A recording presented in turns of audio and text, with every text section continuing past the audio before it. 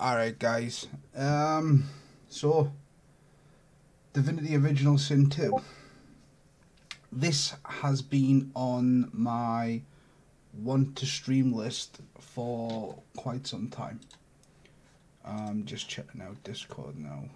Me too, enjoy, thank you.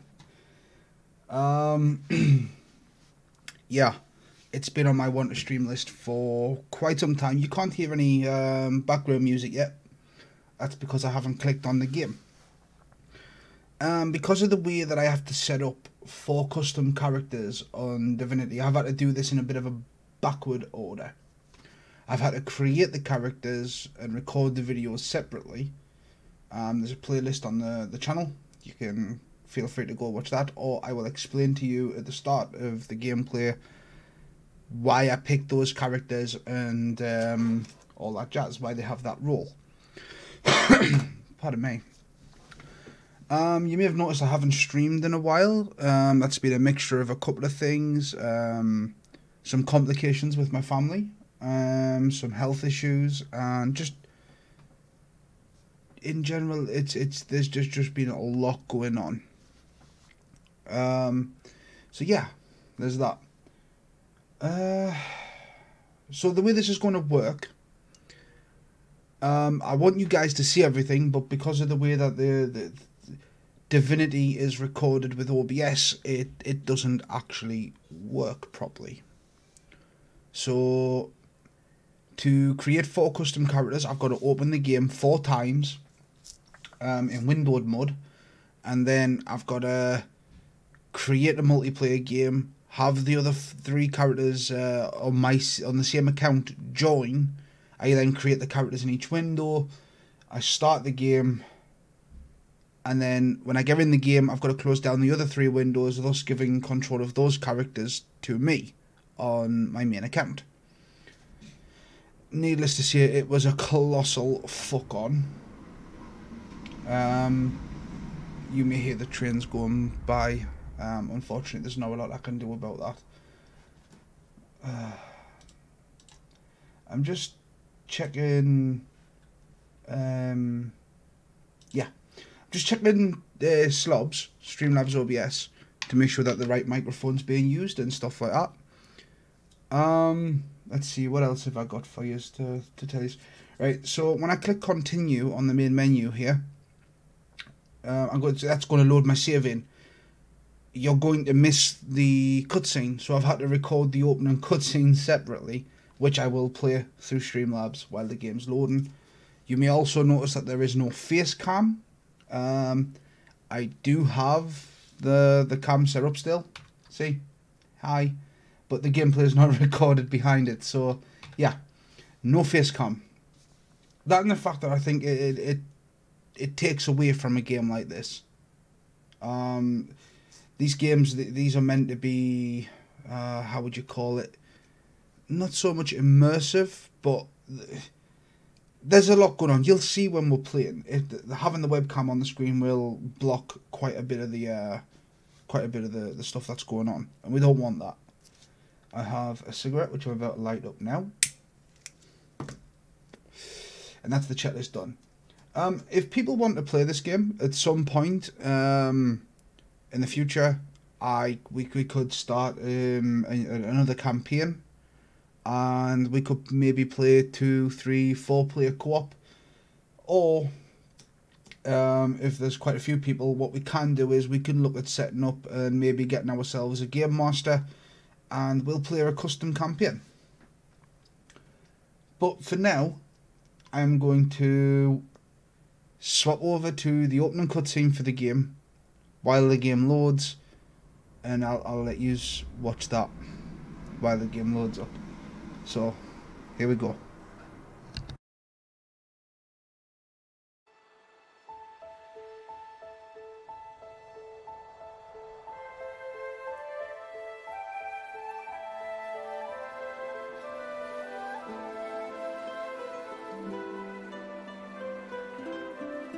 It all happened like I knew it would. A single drop of source magic. And flies to honey. The monsters swarmed. The rabble panicked. The carnage began. And the Magisters pointed their fingers at me. Just as I'd planned. I was shackled and collared and sent to Fort Joy.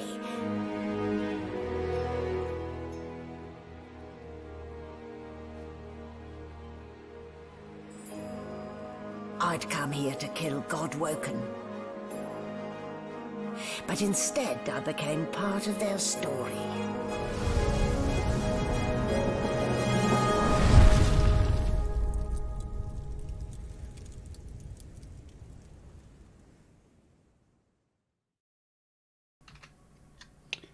Right, and we're back. So you've just seen the opening cutscene to the game. After that, the characters, here they are. They wake up on these tables, and this is the start of the gameplay. So we'll go through the characters now. A lot of them have the wrong, what do you call it? The wrong hairstyles and stuff. It's something to do with loading the game 4 times with the mods installed. So when we get the chance to respec our characters, we'll do that. As you might have noticed, my main character here, he looks completely different from his avatar image up in this top left here. They all do. So yeah, we'll sort that out later. There is a way in the game to fix that. Now, while I've got all the characters chained together here, you can see they're all connected by chains. They'll all follow whichever character I've got selected, which is mine. So here's my knight. He's a 2-handed damage dealer, and we'll get a little bit more into this later on. I do need to customize the taskbar menus here, but I took a knight because he's a massive damage dealer, which is awesome, physical damage dealer. Then I took an archer, which is the elvish lady here. Elves in this are not portrayed the same way as they are in other games. Like in this, elves are cannibalistic, so if she was to eat human parts, then she can relive some of their memories and help you get past quests and stuff. I then created an enchanter, which is this lady here, the human, and she's going to be our main healer. And then I created this guy, who is an undead. He's an undead lizard, and he's going to be our rogue. Now, the undead work differently from the other races, with them being dead. For instance, healing magic and potions will actually damage him greatly. He can only heal through poison. But one of the major perks of being an undead is if I level up his lockpicking skill, his bony fingers actually are, they work as a lockpick. So not only do these guys have their main roles, their damage roles, combat roles, they also have out of combat specialities as well. Pardon me. So the knight, which is Kishuya, he's using my online alias name. He is going to be our main barterer. He's a soldier by his background. And you can see here the different skills that he has. He's got 1 in warfare and 1 point in two-handed. His civil abilities, he's got bartering. He's got 2 points in that, which we'll need to expand that a little bit later on. His talents, right? So I've got a mod on here that makes everybody start with a pet pal talent, which allows them to talk to animals. He's thrifty, which gives him +1 to his bartering. He's ingenious, which gives him 2 bonus to initiative, and 5% extra critical chance. The initiative is, the higher that is, the quicker you get your go in combat. And executioner. So when he deals a killing blow to an enemy, he'll get 2 extra action points restored to him. Every combat move in the game requires an action point, which you can see there at the top. It says crippling blow and it's got the 2 green dots. Those are your action point cost. And the number in the circle in the bottom right is how many turns have to pass before you can use that again. It's cooldown. And his tags are soldier, he's male, and he's human. So some NPC characters will not talk to you if you're an elf or a dwarf or a human or even like a lizard, and they'll only talk to people of their own kind. That is another reason why we have an undead lizard. I should warn you all now, when we get to the starter island, this is the prologue, when we get to the starter island, I have, over multiple saves, spent over 70 hours on the starting island. I know a lot about it. So we're going to go through that bit, not quickly, but fairly quickly. We're not going to be discovering things together, because I already know what's going to happen. But once we get off the island, I have no idea what's going to happen. Like, none. I don't know anything about what happens after that, and we'll be learning the game there together.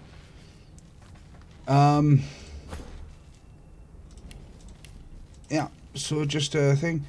The elven lady, Arya, she is our lore master. She can deduce the lore of things.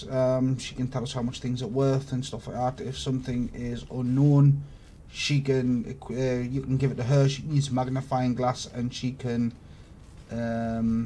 appraise things for you, or analyze things to tell you what they are. Our enchanter, she's going to be telekinetic, which means that she can pick up items over distance and move larger items and stuff like that than she normally would. And of course, our rogue is going to be our sneak and our thief. Alright, so one of the mods that I actually have installed for this is when I talk to an NPC, every NPC in the game can be traded with, bar the main characters. And one of the mods I've got is, if you see an NPC's inventory, it causes the inventory to appear actually in the inventory when you kill them, so you can take it for yourself. Otherwise, you kill them, you know that they had it on them to trade, but they don't have the items. So, expect a lot of murder. No marks, no indications of a struggle. Also, there's a narrator in this game, and he will talk a lot. Oh, that was the game auto-saving. Alright, so this is telling us about source collars, which is something that we all have equipped. You can see it glowing there around the necks of the characters. And basically, our characters, there's 2 types of magic. There's regular magic, and then there's source magic. Source magic summons these creatures called void walkmen. They're attracted to it, and once they appear, the denizens of this world have a really hard time getting rid of them. So they're rounding up all the source mages and taking them to Fort Joy. All of this stuff here can be looted and stuff like that. I'm not going to bother reading through like all the books and stuff, and I am going to do this in a way that allows me to maximize proficiency. Ah, you're up. There. Not too tight, I hope. The collar, I mean. Oh, not to worry. Every dog has to get used to its leash. Alright, so we can talk. The other characters here are not aware of the conversation. I can click on them, and I can force them to talk to her, which will reset the conversation as well. This little icon here allows me to trade with her. As you can see there, I can trade items with her and stuff like that. And now that I've seen what's in her inventory, should we kill her, that will actually be on her body. So we're going to be doing that for all the people on this vessel, on the boat. In the meantime, your next stop will be Magister William, All passengers have to be registered in the ship's manifest, and he's the chap in charge of the logs. You'll find him on the other side of this deck, in the officers' quarters. Alright, so... Hi, Sam.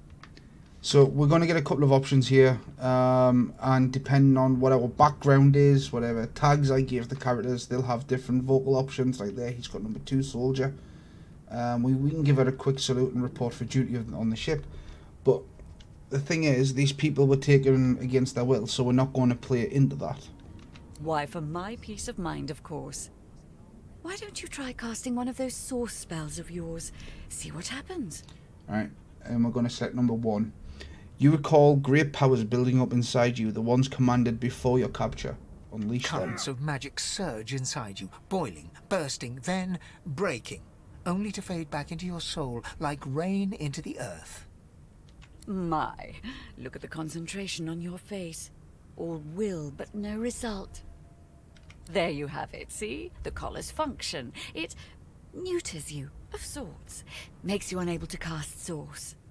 For your own peace of mind, of course. Yours and the whole world's. Great.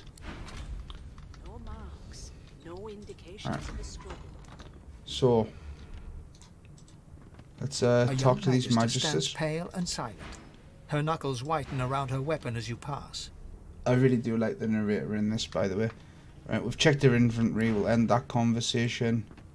Behind the magister, a bloodied mass lies in a heap. Gore and limbs lie at odd angles. You can't make out a face amid the mess. Alright, we should check his inventory real quick. Oh, he has water arrowheads. Alright. We're going to peer into the room and ask what happened. There's been a murder. A sorcerer was killed by one of your own. Lucky you were busy getting your collar fitted at the time, or you'd be a suspect like the rest of them. Continue. Waters is investigating. She'll figure out who did it. Always does. Right. Ask if he knew the dead man. It's a small ship. His name was Finn. Oddball. Looked to me like he saw something he wished he hadn't before he came here. We'll find out who did it, one way or another. Alright, so in here a guy called Finn has been murdered, and this is the magister that they were saying we'll find out about it. Ugly sight, isn't it? Check her inventory, she has poison arrowheads. Burns me up this happened under our protection. We're extremely lucky no Voidwalker followed the source that did this. Inform her that she wasn't this man's protector, she was his captor. Finn didn't see it like that. He was desperate for us to help him. 2 things scared the living daylights out of him. His own shadow and his own source. We'll find out who did this. Speaking of... She looks up at you with a mirthless smile. I was on duty in your room when the murder happened. You were asleep the whole time. Didn't even stir. You're one of the only indisputably innocent people on the ship. Unless you can commit murder in your sleep, of course. Tell her that's a trick you haven't quite mastered yet. I thought as much. Listen, I could use someone to keep their ears open among the passengers. Sometimes they clam up in front of a uniform. Oh, I wonder why. Bring me a good lead, and I'll throw in a shiny gold coin for you. How about that? Fine. Thanks. I just want to catch whoever did this before they hurt anyone else. Money is money. Right, so there's a book over here. Yeah, if we hold in left alt, we can actually get labels of items that we can pick up and stuff. So let's read the poetry book. No, it's crap. Right, so here's one of the interesting things that we can do. If I separate our thief from the group, tell him to shut the door, and we rotate the camera, she's not looking. If I tell my main character to go stand over here and talk to her. Anything interesting? I can now swap to my thief character. Go over here. I think it's shift. Yeah, shift allows me to see her line of sight. I can make him sneak, and I can loot the corpse. Elves can eat limbs to experience the memories of the person that limb wants to belong to. Accept. And we'll take the broken source collar as well. And we'll stop sneaking. So, we'll take our leave. And now we'll open up the inventory. And we really need to sort all this out. So, shit.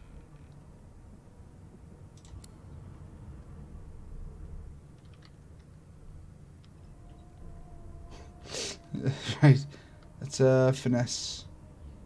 Hold your hand to your stomach and say that you think you're going to be sick.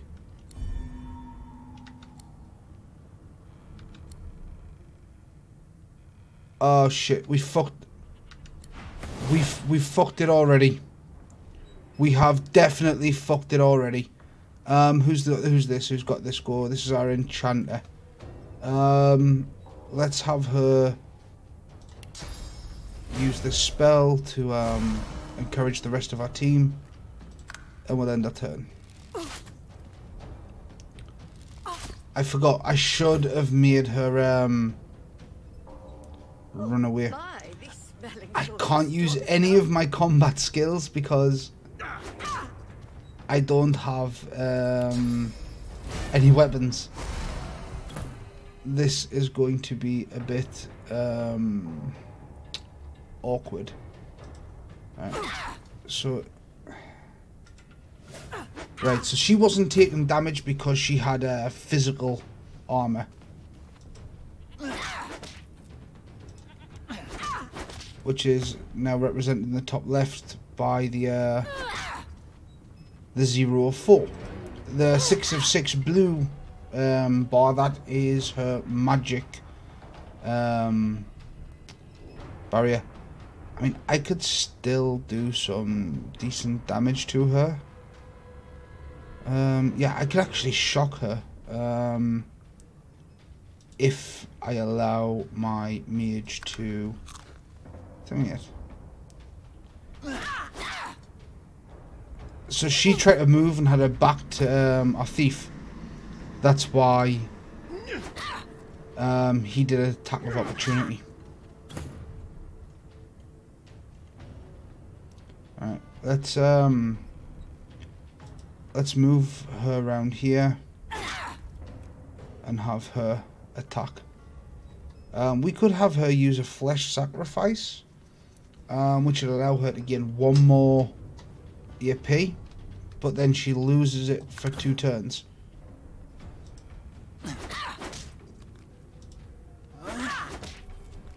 Alright. Awesome.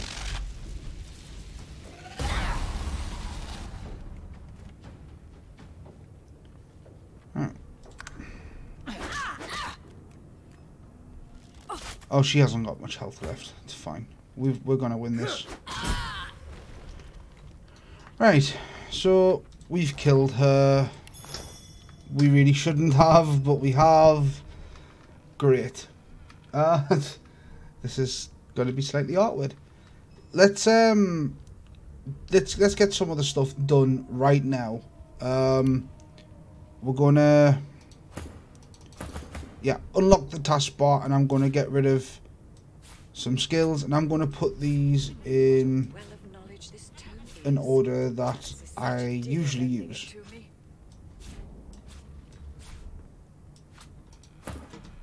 Because I absolutely hate this being a mess. It really does irritate me to no end.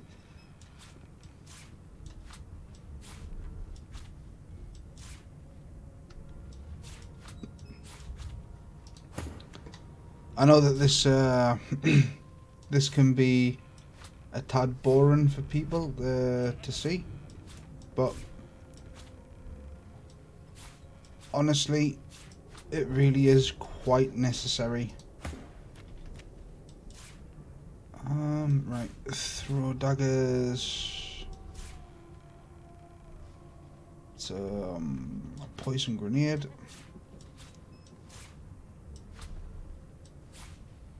Poison bottle, his played dead skill, and his adrenaline skill. Alright, let's lock that back up. So that's that done. Now we can first of all, I can untick them so that people can't see. I'll leave his on actually, so then you know people are not seeing it. So Kishi is going to be our main, what do you call it? Bugger. He's going to be our main pack mule and trader.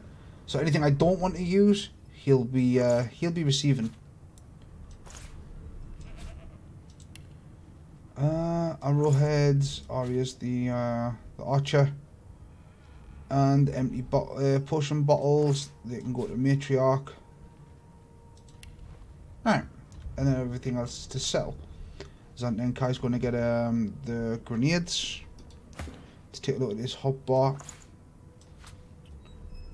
And Arya, I believe, cannot use that arrowhead because it needs an arrow shaft on it.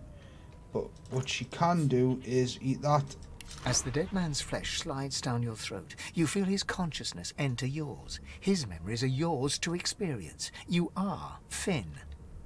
Your heart is heavy. You know too much. It's all too much. You met him. A bright light blinds you, then fades.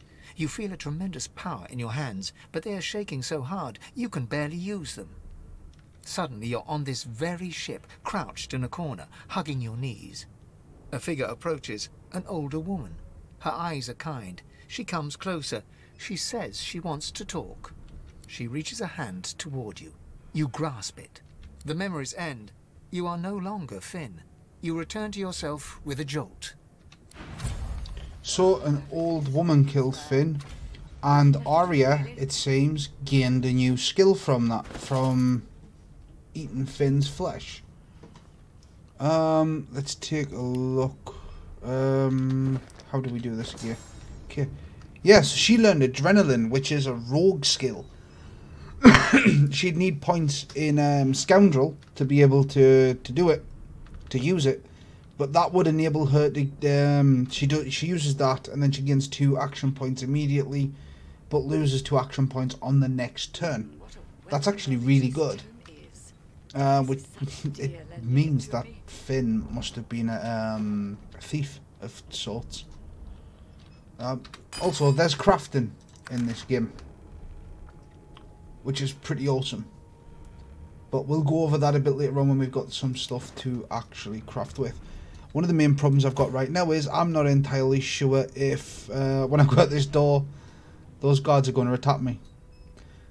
So let's talk about a couple of other little things as well. Everything's interlinked in this, such as items and status effects can be linked. So say for instance poison. If I was to throw a poison grenade at some people, it would create like a poison puddle on the floor, and then if I was to use fire magic on it, it would explode and it would become like a fire pit. I'm not suited for this. It's sea cow, not sea sheep. Haven't got any shears, have you? People these days. Oh, wonderful. We're gonna loot up everything. And also bedrolls. Bedrolls are important, and they are also the reason why that last slot is empty there. So when I use the bedroll now, everybody rests and starts to heal. I have a mod installed that modifies the bedrolls. It doesn't grant them healing, they already had that ability, and the game doesn't tell you that either, which is awesome. But they do modify it somewhat, and it's a little bit peeving. I can't tell you exactly why it modifies it until we get a little bit further into the game. Some of these people are the main characters, the origin characters. An elf sits tucked away in a dark spot, lazily rolling dice onto the surface of a barrel. They sound like the dry cackling of an old witch. Snake eyes. She chuckles. I bet that's just what they'll look like. Rolling dice. Deciding fates. Frown. Whose fate is she deciding? Don't worry, honey. It isn't yours. She looks you up and down with the merest hint of a coy smile on her lips. Never say never, though. Alright. If she can decide fates with dice, ask if she can read the future and cow entrails as well. She eyes you quite seriously. Not the future, no. But I can read the past in flesh. One of the perks of being an elf, you see. I'm quite good at it, too. I could lick your arm and tell you how you spent the night before last. Shall I?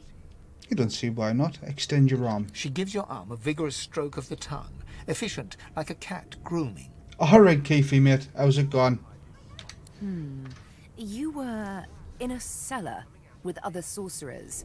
As everyone lay sleeping, you lay awake thinking of someone back home. A very special someone. You were reminiscing about the things you used to do together. And by answer number 1, we know what she means. Stare at the ground, embarrassed. You had quite forgotten about that. She pats you on the shoulder consolingly. There, don't you worry, darling. Your secret's safe with me. Dude, honestly, I wish I could have been asleep most of the day. I wanted to have like a 2 or 3 hour nap before this. But apparently, my body did not want to go to sleep. I don't lick and tell. Right. Give me just 2 minutes, and I really need to go to the toilet, and then I'm going to explain a bit more about Sabile here. Yeah, just like two minutes. I'll let you guys watch this. I really must pee.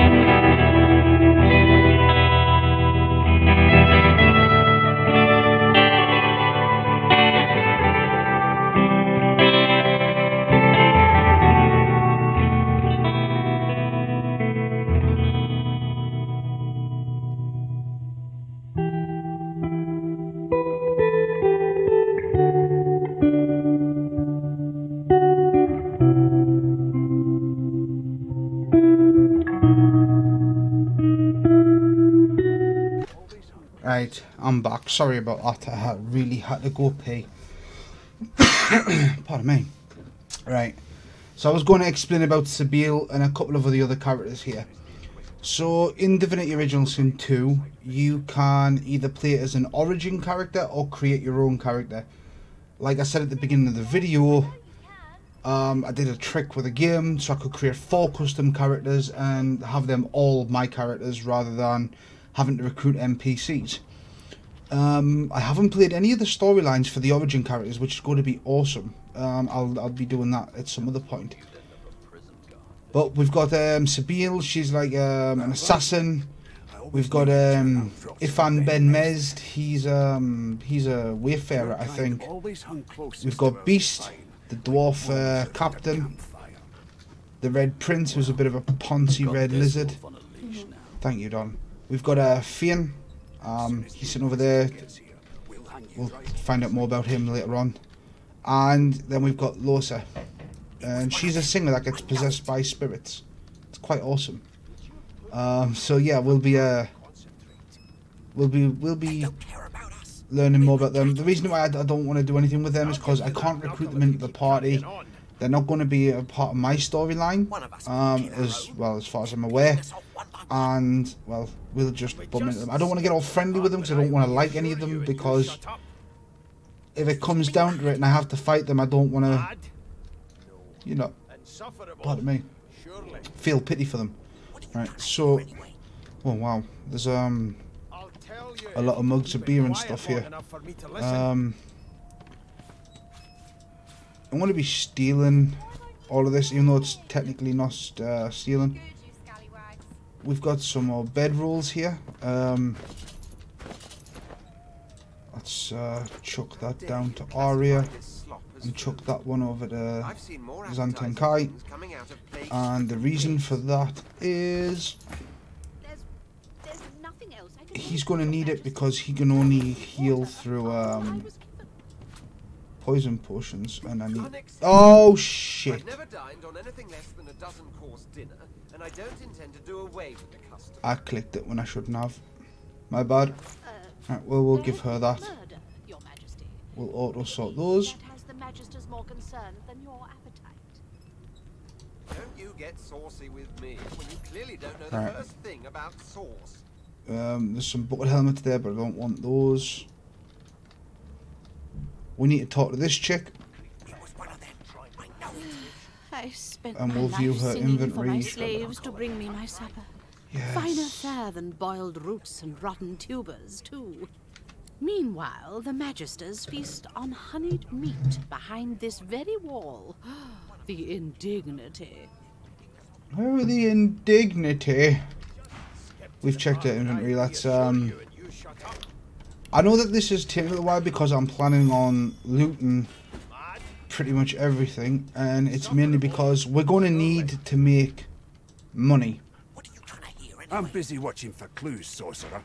Go take your sub-story somewhere else. He has gloves. Alright. Okay. I see greasy key. Let's check that. Yeah, I really don't want to talk to Ben.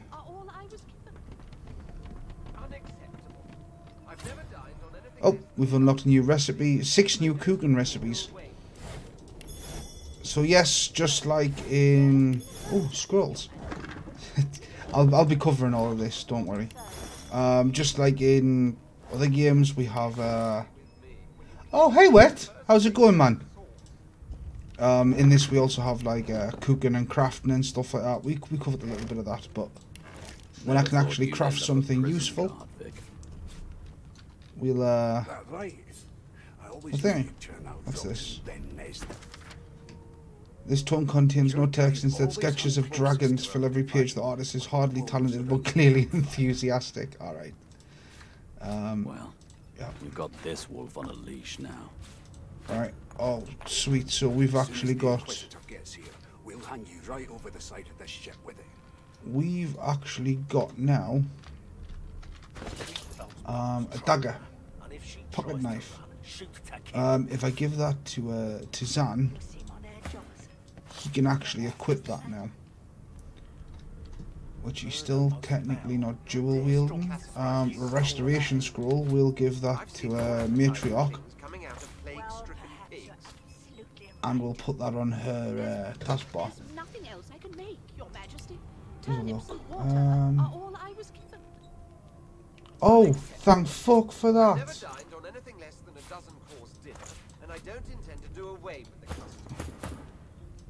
We found another potion, poison bottle, and that's a wand of the dwarf. Wands are not Matriarch's specialty, so we can't give that to her just yet. So yeah, food basically works in this the way it does in any other MMO. Oh shit, no, wrong. Magisters are out for blood. You saw the body, didn't you? Big. Yeah, wrong character. My bad. It was one of them. So, because everybody's got like a field of vision in this, you can see like pretty much everywhere is covered. You can talk to characters and have them turn around and stuff. And then you can sneak up and steal stuff from them. And there's a mini game with the pickpocketing. You, sorcerer, blood? No, go! That was the pet pal skill. Let's see what you got in your inventory first. Oh, fish. Well, you aren't here on my list. Scrammy. Awesome stuff. I'll tell you if you can keep it quiet long enough. So we've talked to everyone, bar like all of the main the main characters. I don't want anything really to do with them. Finn's a bit unique because, well, he looks like an elf, but he actually isn't, and we'll find out a bit more about that. The next part of the ship. Good, good. Magister Williams is just about done with the last passenger. Awesome. You faring okay so far? Ask him if he actually cares. Of course I do. Seems Voidwoe can dog your heels like a shadow. That's no way to live, is it? What, living with a collar You'll is? see. We're gonna help you. You head on in now. Williams will get you sorted fast. Thank you. Alright. Come in this room and there's going to be some stuff to loot, so let's do this.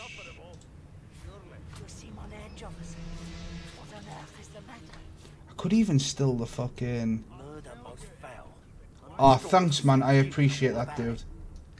And yep, you certainly will. I'll be on Discord later on tonight if you fancy a chat. And like I said, I am literally going to take everything. Why? Because we need money. Not even the empty cups are safe.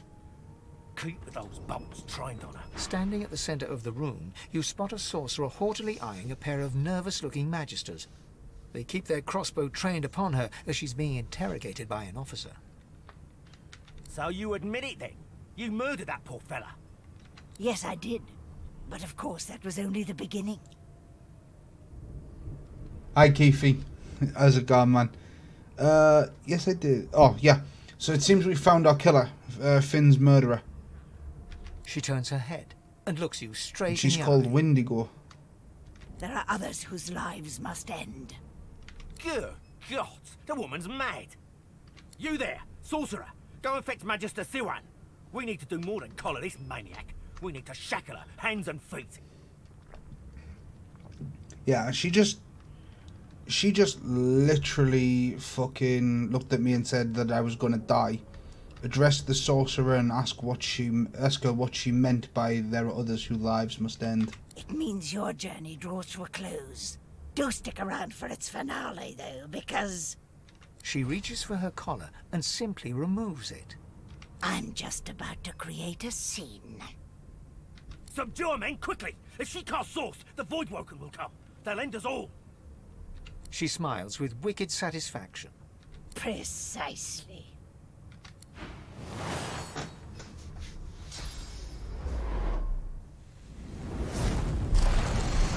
Holy shit.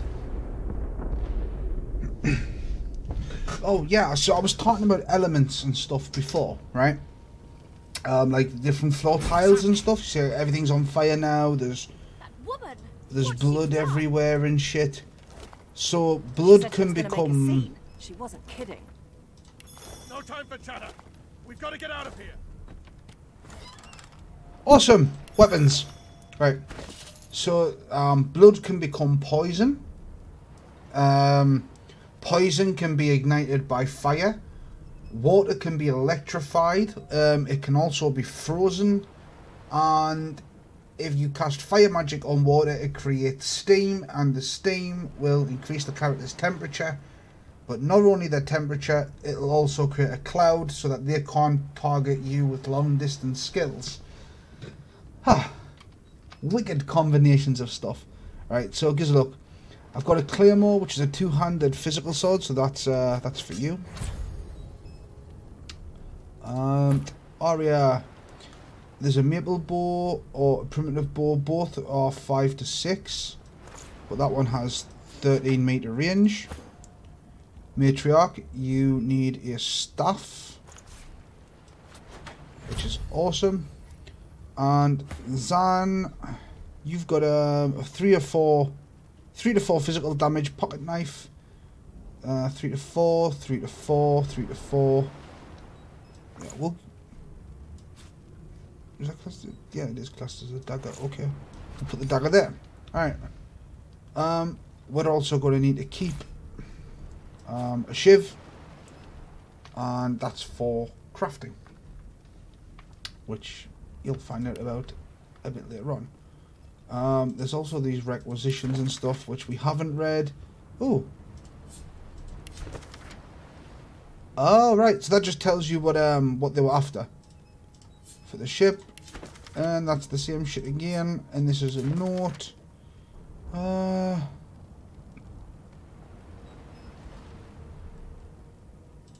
Alright, sweet. So, ha ha ha. Hell yes, we're taking the bottle of wine. Open up this display case. And let's have him take absolutely everything out of there. And we're gonna, because those magisters all died, you can see that they're dead right away across the ship. You notice the waters, the seas just come through the window and actually made the ship floor wet. And the characters, which means if I was to use electricity lightning magic now, I would absolutely stun the shit out of everybody. That is what I call fucking awesome. Right, so a lot of these people are dead. Some of them are just knocked out. But still, I want as much free stuff as I can get. Right, those gloves. What are they? Level 1 physical armor. You're going to be up close more than anybody else. So let's have at it. Yeah, Keefy, I'm not a big lover of the heat either.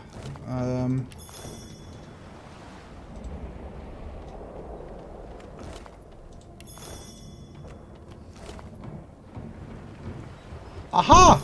We can take a look at some crafting really, really quickly. Let me just send the characters on the way over here, and then we'll take a look at the crafting once they get here before we proceed up to the next section of the ship. Right, so doesn't matter which character you craft with. You can see here there's different things that you can click on and it'll tell you the recipe, or you can just combine it. Or we can come here to the combine screen, which shows me everybody's inventory, even stuff that I've put inside these backpacks here. So what we're going to do is we're going to put the shiv up there, and we're going to put this long branch up there and combine them, which give me 2 short sticks. Then we're going to put the 2 short sticks up there and combine those, and we're going to get 4 arrow shafts, and we'll do that for both. So we're going to get rid of that. I'm going to put all 8 arrow shafts up there now. I'm going to put this poison arrowhead there, and now the 2 water arrowheads.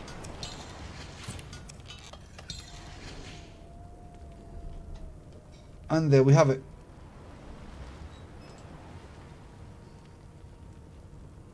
Which is awesome. I don't know if combining a stick... No, absolutely nothing. Yep. Let's see if putting the shiv with the sharp piece of metal there will do anything. Oh, that gives me an actual normal arrowhead. 3 of them. And I should be able to mix them with certain elements and stuff to create like fire arrows, knockdown arrows and all that stuff. But we'll just have to learn that as we go. Okay, it means she has to walk the dogs twice as far to work off. Dude, I will literally eat through a massive tub of Ben and Jerry's in about 5 minutes. Right, so we're on this the second floor of the ship. A couple of doors here. You notice that there's fire blocking the way, and there's a barrel with a water symbol on it. Now, my character's quite strong. I can tell him to either take that into his inventory and use it later, or I can throw it on the fire, which then floods it, puts steam up. Yep, it's awesome.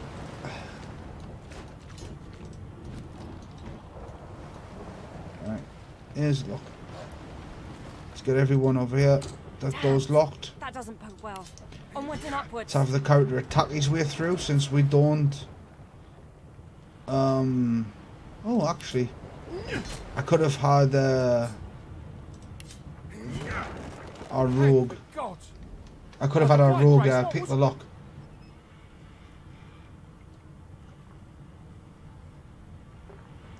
Oh, that's awesome, dude. Bird alert. Hey, man. How's it going? He eyes the collar circling your neck and reaches a hand towards his blade. Another sorcerer! The Magister's companion doesn't blink, frozen in place at the sight of you.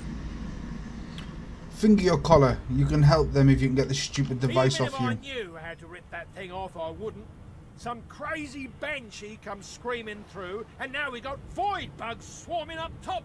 Sorcerer mutiny!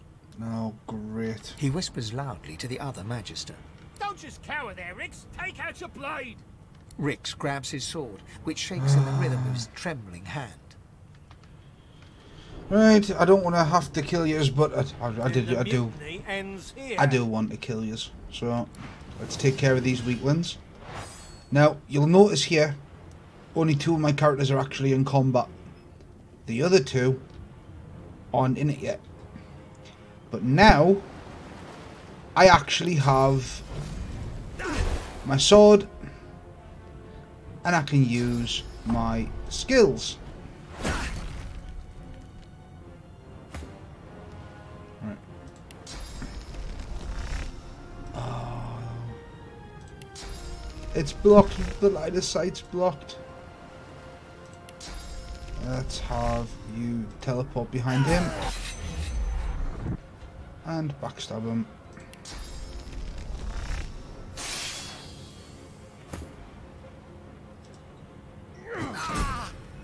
Dead. And now let's have you loot him. He didn't have anything on him. Really, look at all that armour and weapon that he's got, and he had nothing that I could take. He tried ice cream today. He was so happy. He now nicked man. Lol. I don't want to kill you, but I actually steal everything. Just take every. Oh, resurrection scroll. So, one of the mods that I have seen for the game was when you're out of combat,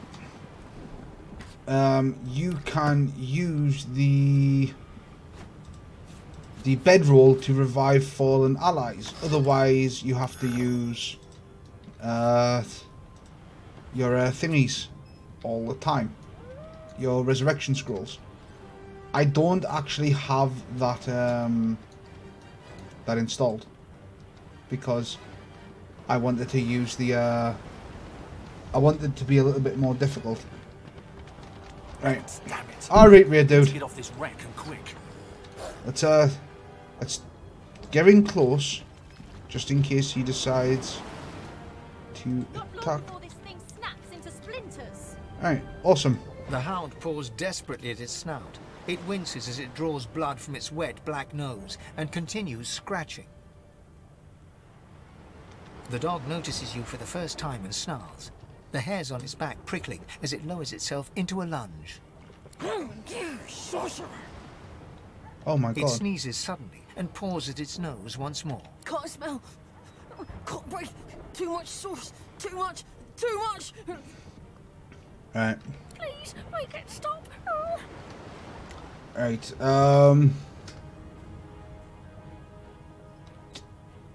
The ship isn't going to last much longer. Decide it's best to put the dog out of its misery. Well, it did ask us to make it stop, the hound so... sees you reach for your weapon It's, and growls, bearing sharp, white teeth.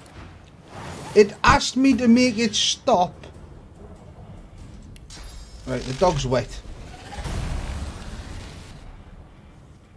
And now it's stunned. So, get you out the road. And let's have you power up everybody else. Who's next? Right. Oh, that didn't... Oh, we did manage to knock it down. Oh, are you fucking kidding me? The path is interrupted by the bed, really? Yep.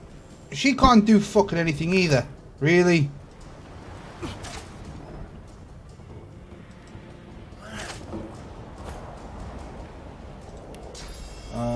Oh, she can.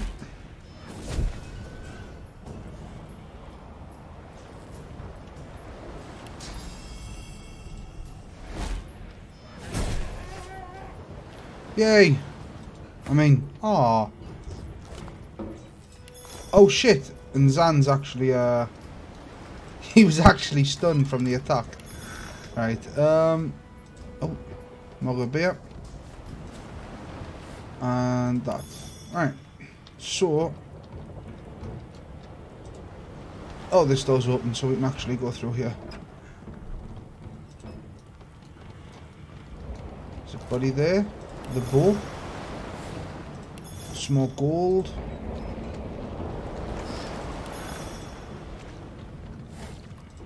Right, now there's a barrel on the other side of the fire, which means one of the characters will have to get burned to go and get it. This is why Matriarch was given telekinesis. So we can avoid stupid shit like that.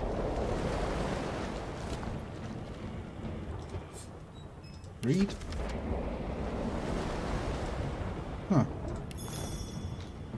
Alright. Was there a body or something back here? No. Let's have the characters go over here. Apart from him.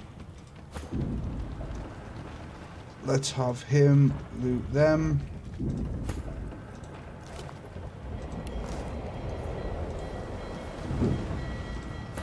Right.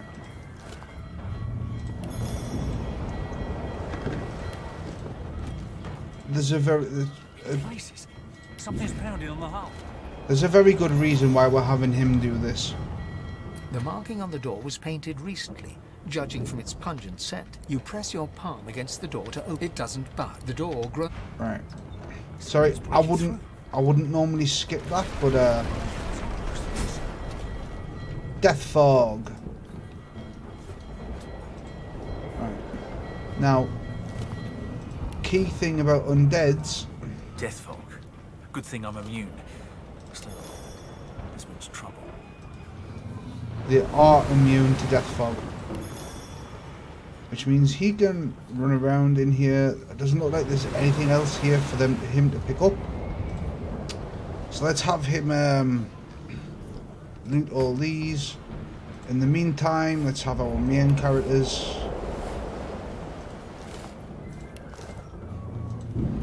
loot these. Nothing in there. Some shite in that one. Right, let's have him move over here.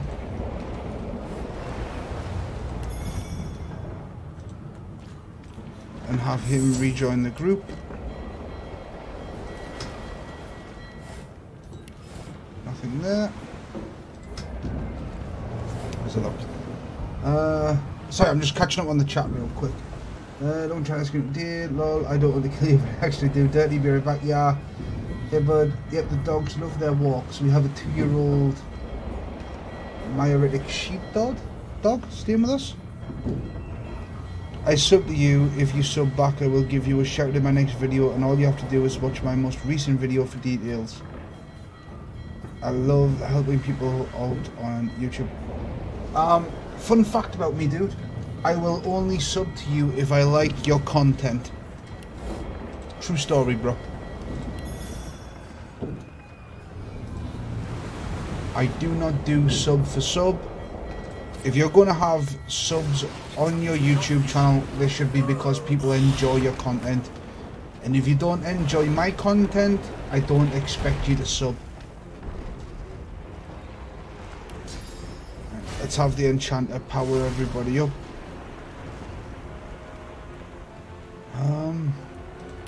And let's have her wash away that poison. And hopefully make the enemies. Yeah. Oh shit.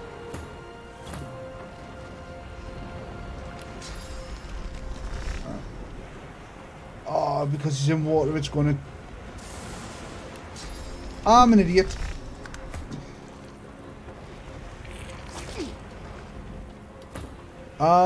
The sub message is literally above that message, underneath Keithy, yeah, Keithy, where he says hello to Ray.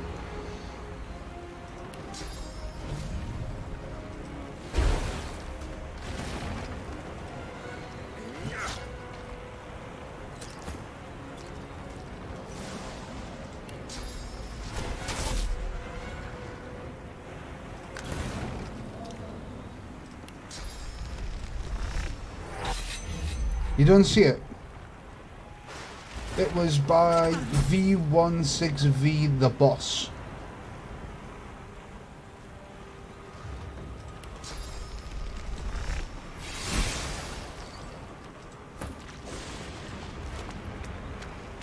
Deleted. Well, that wasn't me that deleted it.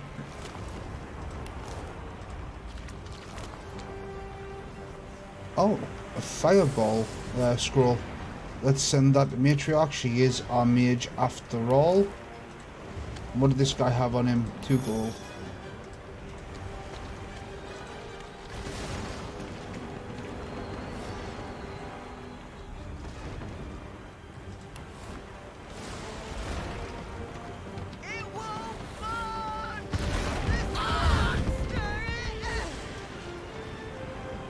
Wow. Alright. So... we've got we should be using Matriarch right now. Use her telekinesis skills to shift these.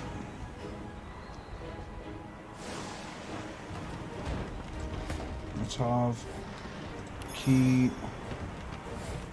scan them all to see what's in them, and swap back to Matriarch because in case like the fire's mainly out up there. Alright. That's a tad of a glitch in the game. All of this is supposed to be on fire, you see. Let's loot their bodies. Oh yeah, if they can help it, your characters will avoid standing in destructive tiles on the floor altogether. Right. Let's head back down here. And let's have him pick that up. And if he can, let's have him pick that one up as well. Nope, too much. Right. Right. Let's have him chuck one out then. You can see this thing that's grown to the ship is fucking huge. I mean, look at that, man.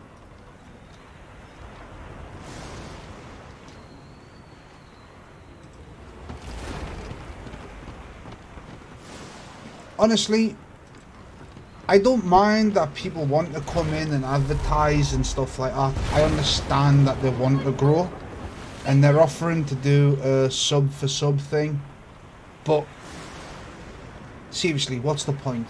What is the point of getting notifications day in, day out for a YouTuber that, if you don't like their content, if you like their content, by all means, feel free to sub. But if you don't like their content, what the fuck is the point? Right.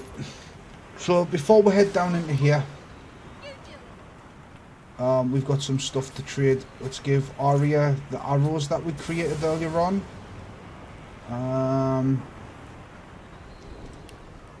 Yeah. And let's add those to her hotbar. The matriarch also has the fire scroll, and we'll add those as well.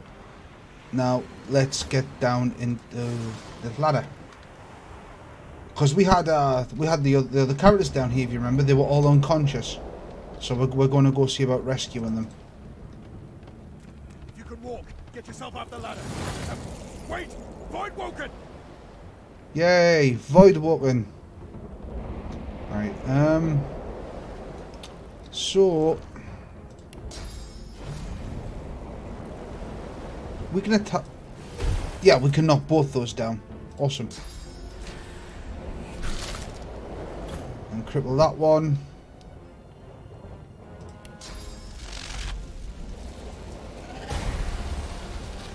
Oh Jesus, she can stun that one.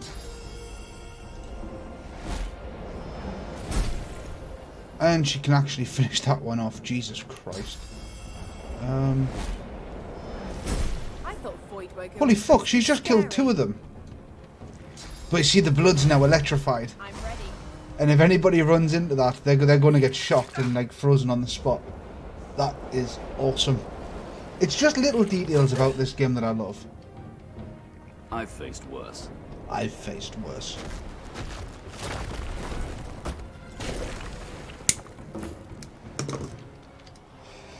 Now, can she hit that? Nope, she can't. She can't hit him from there. 2. That one costs 3. If we move her around here, she should be able to, yep, hit him now. There we go.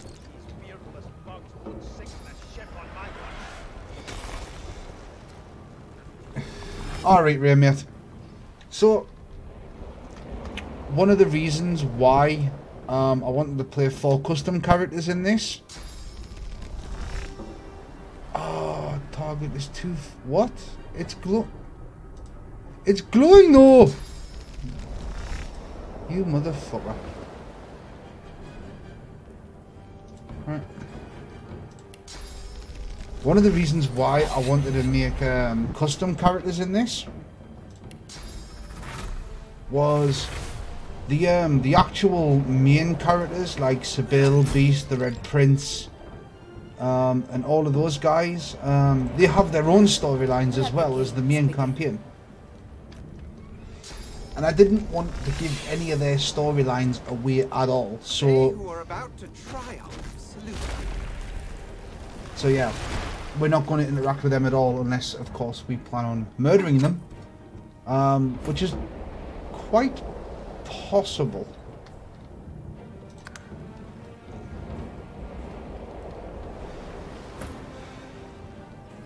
Murdering them is always an option. We're just going to end our turn here and let the NPCs finish off that last void hatchling.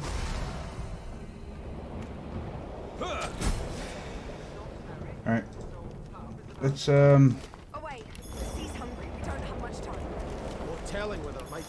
let's loot all of these hatchlings. We've already looted all the guards and stuff that were dead down here.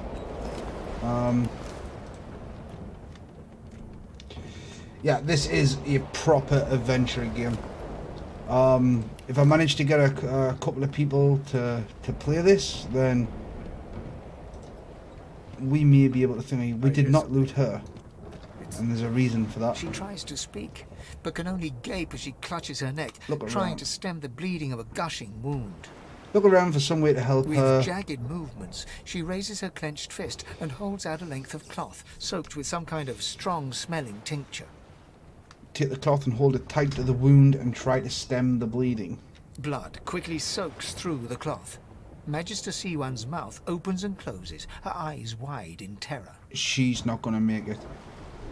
Number 3, slit her throat. Better to end it quickly. And then we can loot her. Alright. Let's get back up the stairs.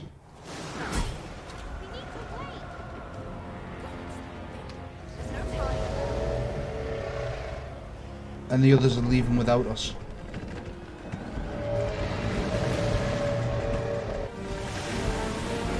Oh, there's going to be a lot of murder in this game. A lot of murder.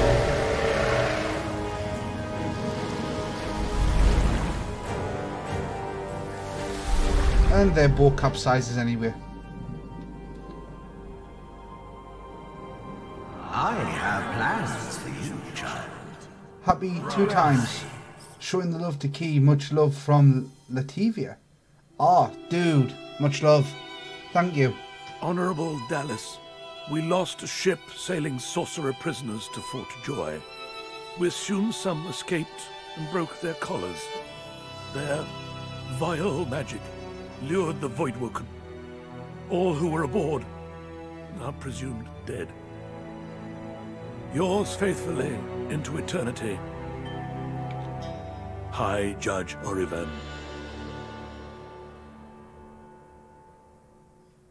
It's pronounced Latvia. Ah, right. Well, in that case, then, much love from the UK. I keep looking at the cam to talk to you guys. I showed this off earlier on, but when I put the cam on, this is how bad Divinity is to try and capture with OBS.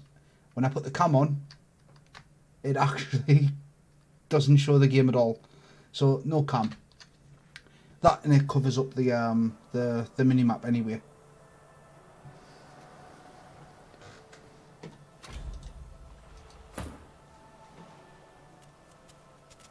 Did you see them? The Voidwoken. They made short bloody work of our ship. Right. Thanks So to that strange voice, we might be the only survivors. right. Let's so head to the fort. that We'll be safer there, I think. anyone else want to speak? Perhaps we can have something done about these collars while we're at it. Right. So as explained at the beginning of the game, right? On this one island, this is the starting island, the ship was the prologue. On this one starting island, I have spent nearly 70 hours over 2 or 3 saves, right? I know everything that is going to happen, and I know everything that I need to do to trigger all the secret events and stuff.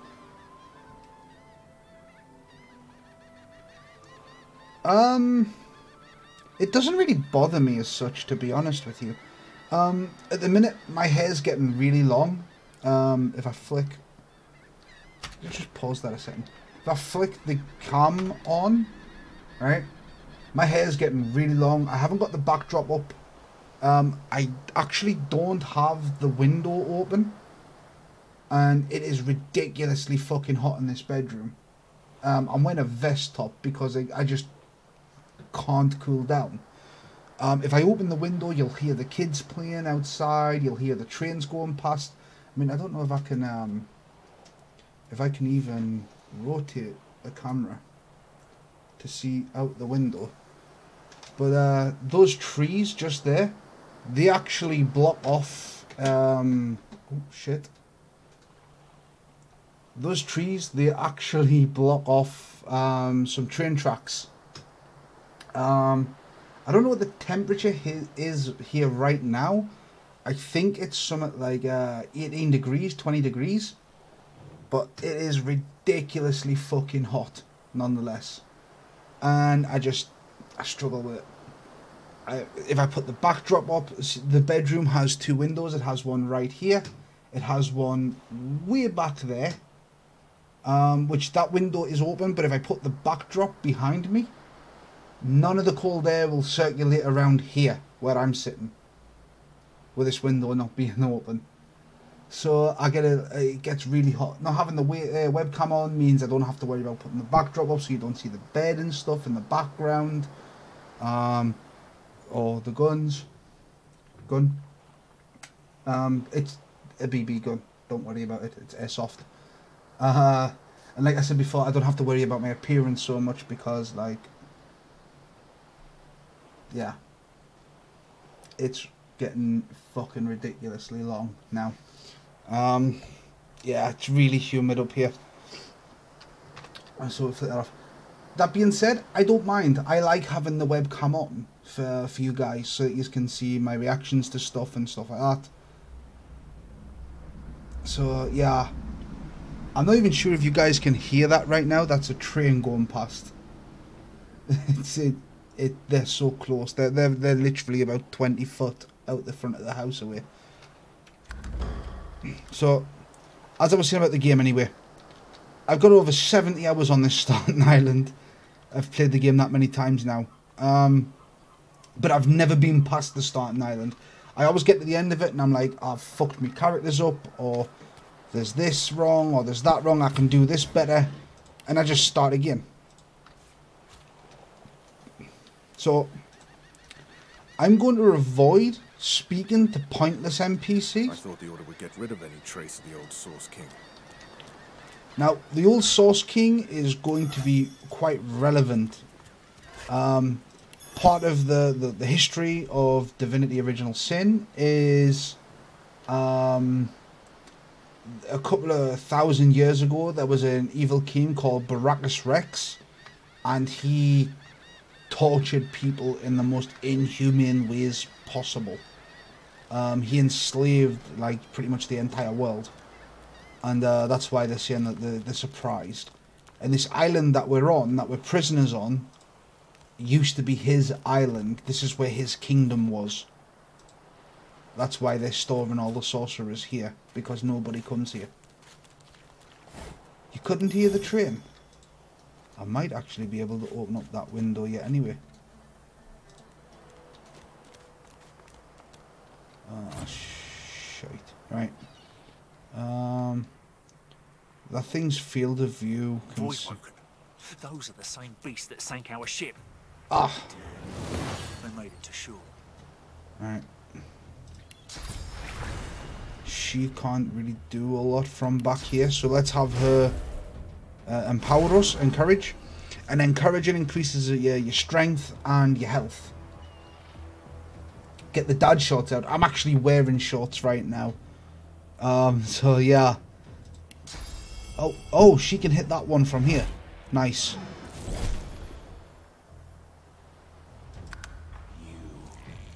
I know you. Well now. Let's use crippling blow. Close but no cigar. Right, so let's use Battle Stomp, and since he has no physical armor, we should be able to knock it over, which will force it to skip its next turn. And that one's going to come around the back. Of course it is. Let's have that one stay still. And let's have her move further back out the road. Can he see that one? Yes, he can. Which means he can backstab, critical backstab it. Nice. And turn. Do you know what it is? We're just going to end the turn there. See, that one skipped its turn because it was knocked down. We'll have Ki kill that one. And then he might be able to... Yep. Level up. Lol, or just streaming your undercrackers. But they are dad shots all. Right. Stare at the slain beasts and comment that they must have been the cause of the shipwreck. Right. So, this is talking to your other characters, right? And normally this would be a way for the players to express themselves. And this, in the first Divinity, Original Sin, this would give your characters bonuses in certain areas and help your character grow in certain ways. This is literally because I'm controlling all 4 characters, they don't get any bonuses. In fact, I'm not entirely sure that they do in Divinity Original Sin 2 anyway. So this is just padding, we'll say. Way for you to roleplay and give your characters a bit of backstory. My knight, he's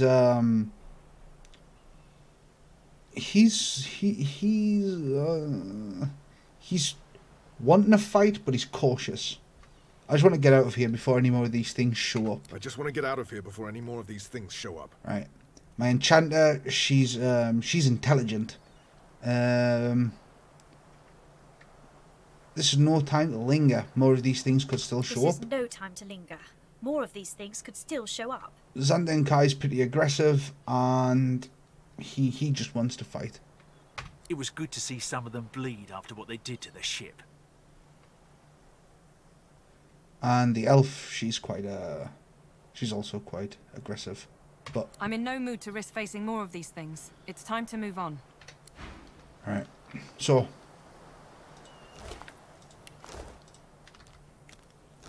let's loot those. And the leather scraps. And the body. Drowned and eaten by a void woken.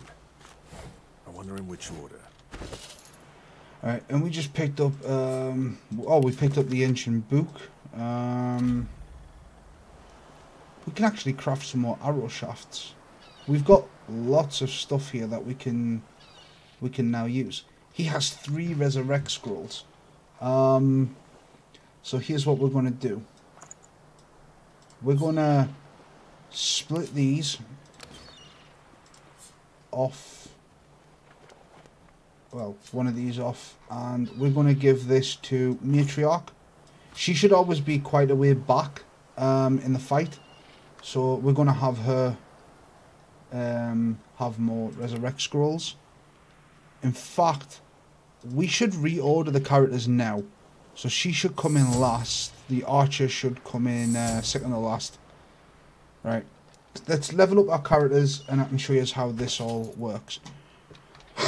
So, knights are strength-based characters. All their armor should require strength. The weapons should require a certain amount of strength. Let's see if the sword does, actually. Yeah, it scales in damage with strength. The rogue, they scale with finesse. Same with the archer. And the mage scales with intelligence. So, if we hover over these, we can see what each one of them do. Wits, 1 point would add 1% critical chance plus 1 initiative, which is quite cool. But we don't want him to do that yet. What we want is for him to be quite tanky. Right. So now here's where we get to choose his these are his warfare skills. So we can give him another point in two-handed, which will give him plus 10% damage and plus 10% critical multiplier. We can go for warfare, which increases all physical attack damage that he deals. He'll deal 5% more damage now, and he'll deal 10% once I put another point into that. We could go with retribution, which reflects received damage to your attacker, and as soon as I put a point on that, he'll reflect 5% of the damage that he's received. Which is quite cool. But for now, we're going to give him warfare. Another point in that. Alright, and these are his social skills. He's going to be our barterer and our persuasion. So, let's... we could use persuasion pretty soon, but it's not a problem. We're just going to put it straight into bartering, because we want the best deals that we can possibly get for the trading and stuff, since he's going to be our main trader. Right, Zan. Right, so if he has armor that requires finesse, some armor may require him to have so many points in finesse. But other than that, he's going to need finesse and constitution and wits. So, but for now, we'll give him a point in constitution, and we'll give him a point in finesse, just to keep his growth up. He has dual wielding, which again is the same as having the two-hander. And he has scoundrel. Now, certain skills that they'll learn will also require them to have so many points in the skills that they have. Which for him would be scoundrel. We're going to put another point into that, so he's dealing more damage as a whole. And he's our sneak and our thief. So we need him to be able to pick locks. So he's going to get a point into thief for now. Obviously, our ranger. She's going to be from up high, doing damage if we can facilitate that. So she's going to get a point into finesse and a point into wits. Now, I told you that I know a lot about this island. Yeah, I have played this a lot, but only on this starting island. That's the thing. I've played over 70 hours on this starting island. Over 3 saves. Right?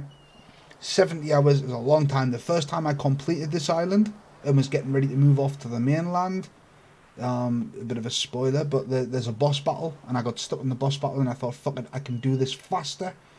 That was 30 hours. The second save took me 27. When I said I could do this faster because I know what I'm doing, I shaved 3 hours off the time. And then the third save that I did, I was prattling around with different character builds and stuff like that, and I spent about 15 to 16 hours here. So yeah, I have a lot of time in the game. It's quite strange. But yeah, I told you that I knew a lot about it, and I know what I need, and she needs to have 14 to 15 wits to actually unlock a secret quest on the starting island. As far as I'm aware, once you leave the starting island, you cannot come back.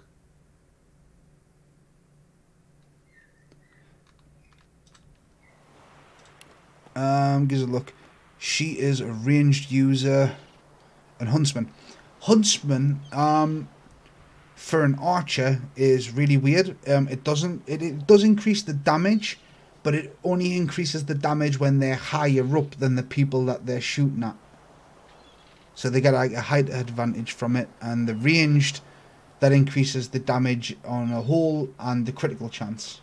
So yeah, but she's going to have 2 pointing huntsmen for now. Right, so she's our lore master. And this allows her to identify enemy weaknesses and items and stuff like that. So she can have another point in there. And we get our mage. She needs points in intelligence and points in memory. Every 1 point in memory will allow her to equip another spell to her hotbar. Another spell that she can have active on her at any given time. So she needs to have more memory than everybody else.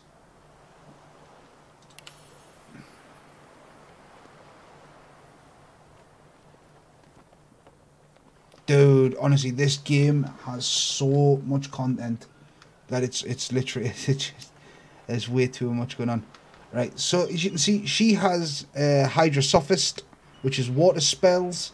Water spells usually deal in healing your HP and restoring magic armor, and very few ice damage spells. Aerithurge is air damage and lightning damage, which is really cool. The reason why I chose this build was because she can cause it to rain, which fills the water with the floor with water, and then she can electrocute it and electrocute multiple enemies at once. So she's a healer, but she does have the ability to be a damage dealer as well. And I'm going to go for the Hydra Sophist skill right now, and I do need to give her some skills in two-handed, and there was something else that she needed points in, but I've forgotten. She has a point in bartering, and that's default because of her thrifty skill that she has, and she gets that for being human. But we're going to increase her telekinesis. It needs to be on 4 because there's a hidden chest that we need to unlock at some point. Do we have any items that we can send to the others?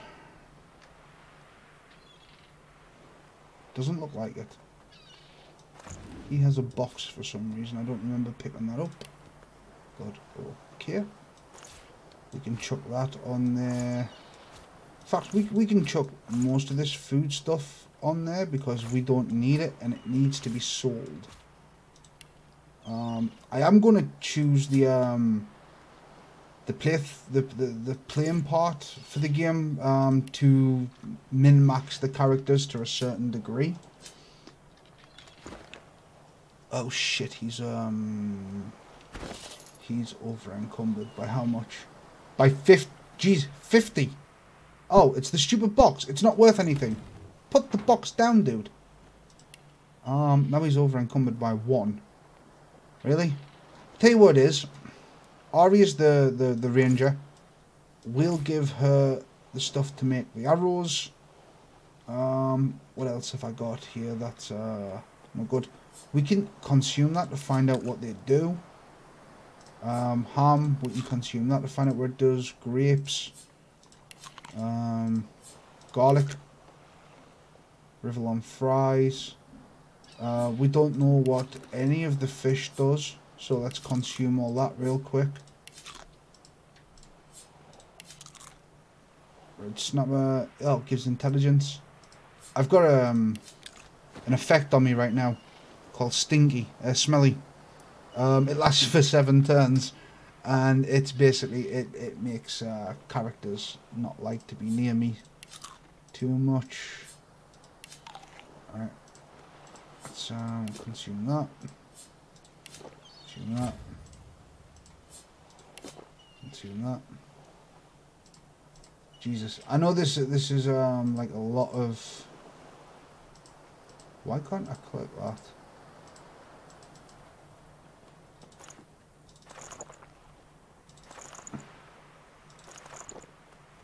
Yeah, I couldn't click any of that for some reason. So let's see what this bottle of water does. Bottle of wine. Apple juice. Lemonade. Orange juice. And a bottle of beer. Let's auto sort that. I actually have a mod that gives me back stuff, empty bottles and stuff, because the game didn't originally do that. And you can use everything here. Everything here can be crafted into something else, which is pretty awesome. It can be dismantled and stuff. I know that teeth, for example, can be crafted into like a grenade that when you throw it, it fires teeth shrapnel. It's pretty fucking awesome. Right, it says here that we can combine stuff, so let's combine the blade with the short sticks, because we know that those gives us arrow shafts. Yeah, let's click that, get rid of that. Yeah, let's give us 8 arrow shafts. We'll give those to Arya again, because she's going to be crafting her own arrows, elemental arrows at least. Did we put anything in this backpack? Yeah, we've got a shiv in there, so that's pretty cool. Alright, I do believe we are ready to move on. We're going to be searching all these boxes and stuff as we progress, and that's why. Read. A word of advice to the badly armed: tie your knife or shiv, if that's all you have, to a stick or branch. You've now got a sword of sorts.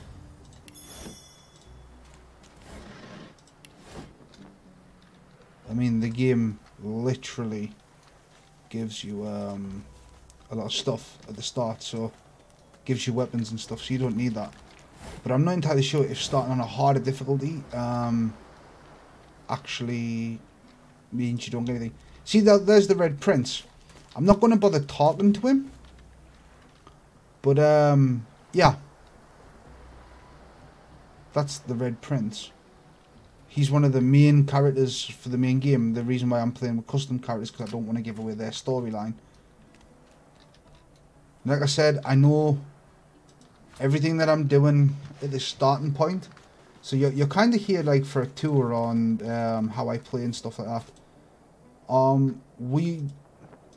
I could make the game a lot easier for myself, and I could steal a lot of shit. So I'm going to let you guys be the moral compass. A black cat. Hello, kitty. The cat's eyes are clouded and grey, but it stares at you with acute intensity. What? How did I get? Hey, stop following me. It approached you. No, that can't be. I can't. Hey, stop following me. Ask if the cat's feeling okay. Huh? Yeah, fine. I'm fine. I'm not sure. It's all a little foggy. Wonder where he came from. The cat opens his mouth as if to speak, but his eyes lose focus, and with a jerk he turns away from you. Awesome. So as I was saying, yeah, I'm gonna let you guys be the moral compass of it all. If you're if you want me to do everything like legit hero playstyle, I will do that with the 3 characters that are heroes as such. But I can't do that with a thief, otherwise I've just nerfed my party by having a character here who I can't use.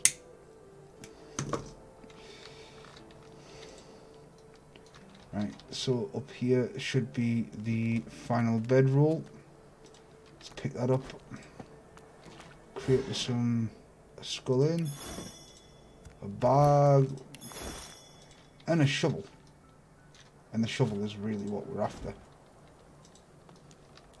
So, if we run up here, one of these characters does not have a sleeping bag. Who is it? It is Matriarch. Where's that sleeping bag gone? It's not that one. It's that one.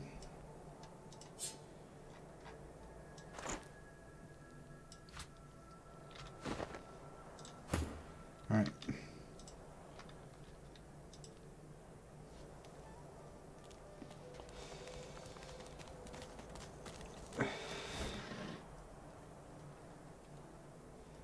Yep.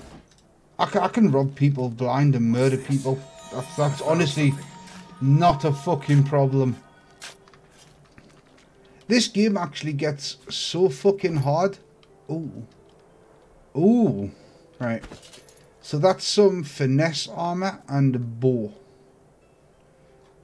So we should give that to Aria. We'll drop the money into Key's bag. And let's bring up Aria. Strapped armor. It requires 10 finesse to actually be able to equip it. And that's part of her elven armor set. That's really cool.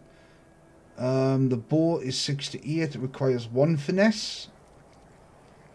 But other than that, it's better than the bow that she has, even if it is like really small and shit. But since that's the case, we can drop her other bow back on Key. I don't know if I actually has money on him. Key is now over encumbered again. Yay! Sorry as I sit here smoking a cigarette. I don't want to drop anything because it's like...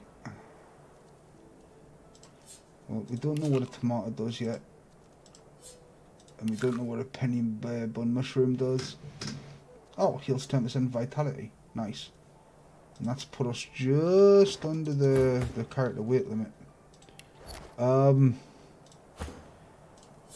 Also, I can tell the characters to pick that up. Now, if we run along here, there's a little walkway thing here. And there's a chest. Now, if you didn't have a character on your party who can open locks and you don't have any lockpicks, what you can do is you can actually right click it and tell him to pick it up and put it in his inventory and carry it around with you until you do have lockpicks. Oh shit, I thought it was locked. It's not. A wooden shield, earth resistance potion, and 23 gold. Nice. But now again, he's carrying too much, for fuck's sake. Let's have Matriarch carry some stuff. In fact, we'll give her the shield and the potion to carry. And some of these science kitty things. Just to free up a tad of space on the main character.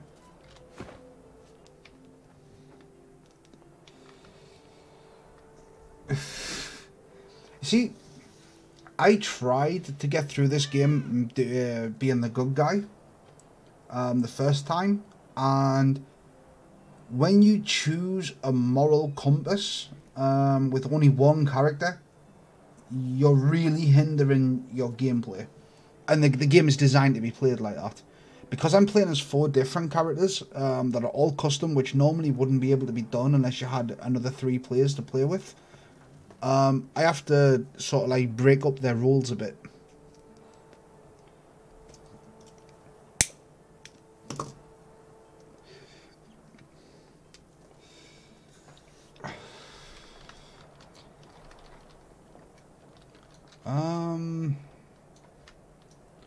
We could... Tell you what it is, let's go do a boss battle.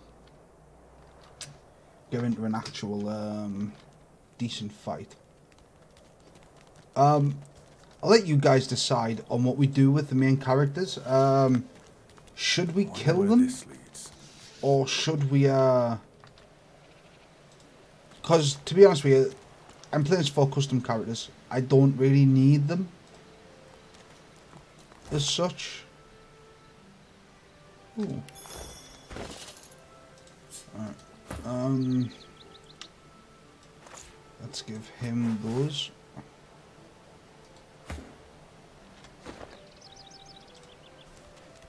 And while we can't get much, for fuck's sake, Kyle.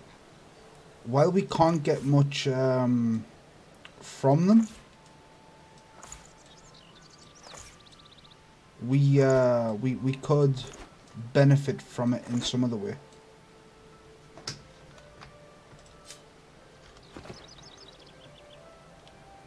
Right, let's have a matriarch deal with this poison on the floor right now, and have her wash it all away.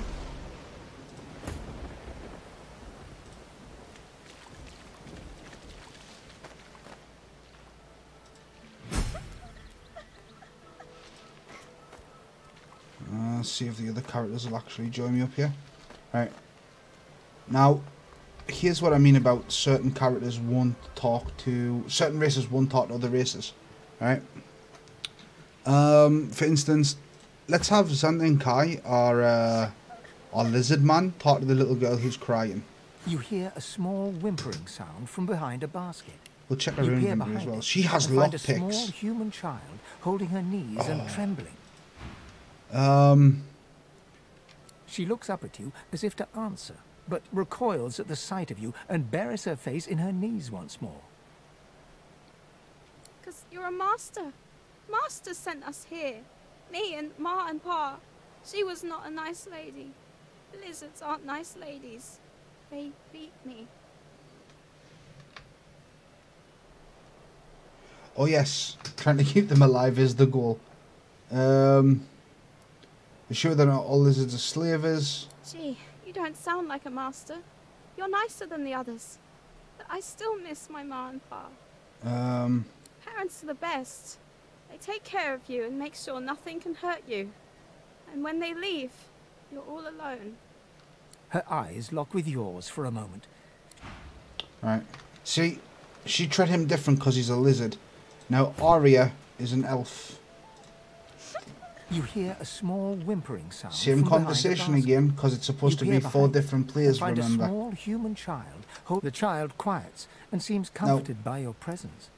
She looks up at you with curious eyes. Notice that we now also have options 4 and 5, Barbarian and Jester. She nods. So we offered the Jester option, which we offered to tell her a joke to try and cheer her up. Ask if she knows how to make a handkerchief dance. How? You put a little boogie in it. A wide smile cracks across her tear-streaked face, exposing a big gap where her 2 front teeth should be. A little boogie? You! You're funny. You can have this. I found it outside, but I can't read it yet. That's next year, and then I'll learn it. The child wipes her eyes and, grinning, plunks herself down on the earthen ground. She starts tracing shapes, hearts, stars, and diamonds into the dirt. And there you go. And she gave us a magic scroll, which I want to give to Matriarch. and we'll have Matriarch add that to her hotbar. Now, the reason for that is that magic can take quite a few turns to you know, to reset, sort of thing, and if she has magic scrolls, they only cost 1 AP. They don't have any recharge time because they just disappear, and that pretty much is awesome because it means she can continuously fire off magic spells. And one down here because I want to trigger off a boss battle. So we're gonna, because all we've really fought so far are 2 humans, a lot of void walking, and a dog. Can you feel it? Can you feel the darkness approaching? Confirm that you too sense a troubling presence. Does it cast a long shadow on you as it does me? My heart frosts over as if I've been violated by nothingness itself. It threatens to consume me. It threatens to consume all. Awesome. Fish. Alright. Let's oh, hold on. Let's put a Matriarch over here, and let's put Arya up here. What's happening to these turtles? turtles? The fight's already started. They're transforming. That wasn't how I wanted this to go, but oh well. Alright, let's shit. Right, let's bring her in a little closer. Let's have her encourage everybody, and now let's have her cast rain over here and soak on the floor some more. Right. Now on her next go, she can cast an electrical spell which will electrocute all this water. And the big toss is casting oil on the floor, which is not good. Alright, so Ki is now here. Let's have him. Oh shit. Yeah. Let's have him attack this. And he's knocked it down, which means it's going to lose its go, which should be next. There you see, it spent time standing up. Let's pin that into place so it can't move, and end our turn. And of course, it doesn't need to move. Let's have Zan get behind this and do a back attack. Because when he's attacking from behind, he actually does double damage, or a bit more damage. There we go. He's killed that. Now let's see if we can have you electrocute that target. I actually think she managed to succeed there. Now let's see if we can freeze it. It's immune to being frozen. Great. We need to try and stay out of the oil. Oh, the character's already slowed down anyway. Alright, let's see if we can knock it over. Yes. Oh, this one's now allowed to move as well. But that's good because it's moving in closer. Oh wow. Right. Why was that able to move that far?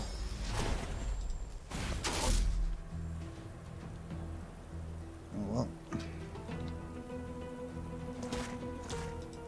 Let's have her weaken that turtle. And that's it. That's the end of her go. Let's have Zana thing with that. And end his go. Stuff of Magus. Oh.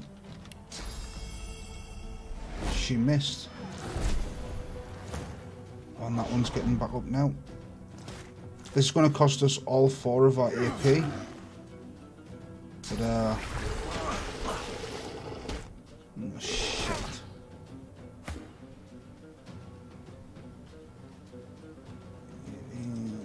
See if she can kill that. Yep. Nice. Let's see if she can whittle off some health on that as well. It's now Zan's go. He can't hit that from there.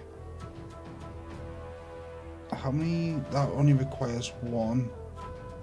And yet moving up there requires 4 AP. He may be able to hit that from over here. Oh, it requires 2. Never mind. Let's see.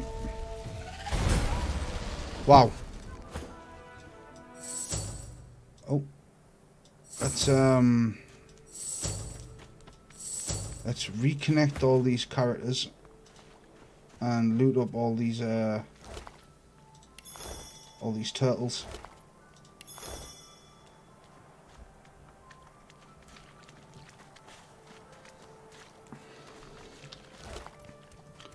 Oh, what's that?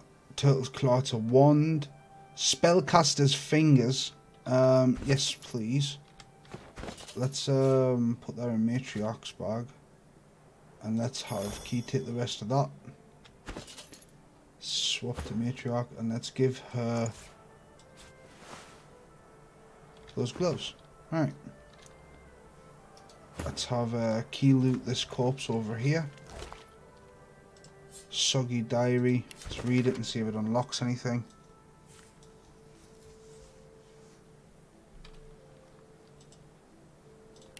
That didn't unlock anything. Swallowed too much seawater by the looks of him. Foolish to attempt an escape by sea in these waters. Right, so we've got a crate and a chest. Oh! And that should have just taught us, yep, recipes for the bows. This is locked.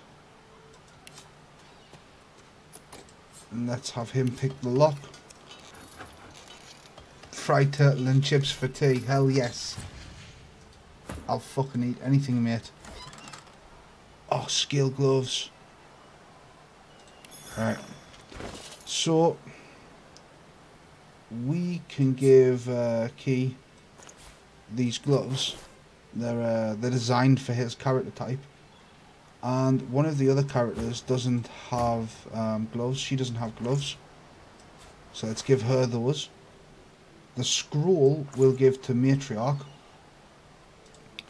And we'll have Matriarch put that on a hotbar.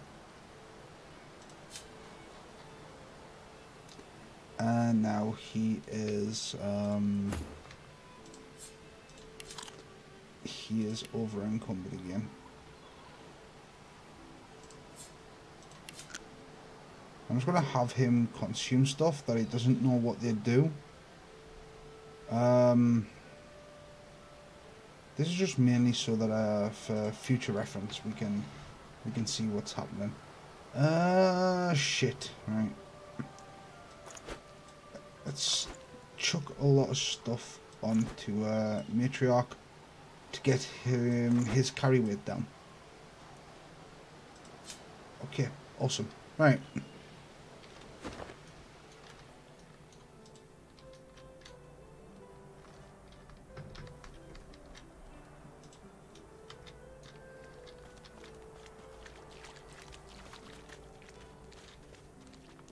It's kind of crap that I've actually already played this game and I know a lot about what's going on, like gameplay wise, that we're not figuring it out together. But wow, 450 gold, really? Let's put them in there and let's have Matriarch add that to her hotbar. Yeah, really, I wish we could have had I wish that we could have been experiencing all this together for the first time.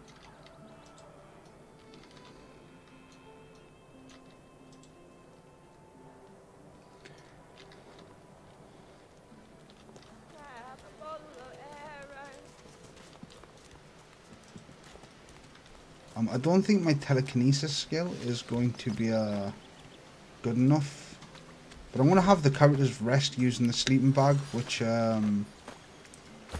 should initiate healing. Yeah. And the reason why I need the telekinesis is because there's a chest right there, and it's out of reach. Bastard. Oh, let's have Arya come over here on the desk. There's a dead body down there, but we need another skill to get that. For now, I want Arya to destroy that tree trunk, which creates a hole, which lets light into a hidden cave. Have you guys made a decision on what we want to do with the origin characters, as they're called? I could leave them in the game, or I could kill them and take their stuff. So either way, I'll leave that up to you guys. They're quite tough, the origin characters. More Whisperwood. I know nothing of any Verdus. Right, let's We already know the truth, Magister. Now speak. Stay back, sorcerer, and stay silent. Our Godwoken speaks. Bitch. We know you've been helping sorcerers escape, Atusa. We have proof.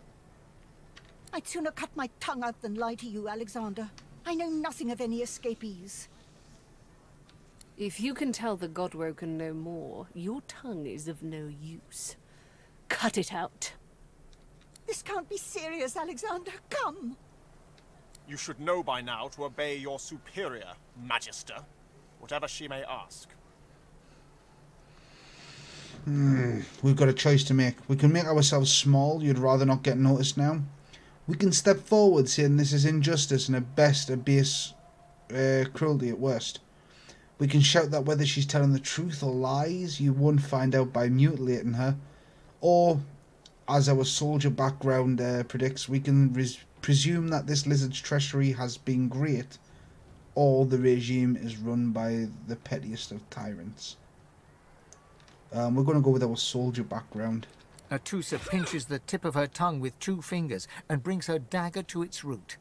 Her eyes squeeze shut. Drops of blood form against the dagger's edge and quickly fall to the ground. She groans. Stop! My father, may his soul rest in peace, would be disappointed in you, Atusa. To think you would lie to his only son, your bishop, and your friend these many years. The fate of our realm hangs in the balance. If you will not help us save it, then you will help the Void destroy it. Dallas? Yes, Your Holiness? I believe we're done here.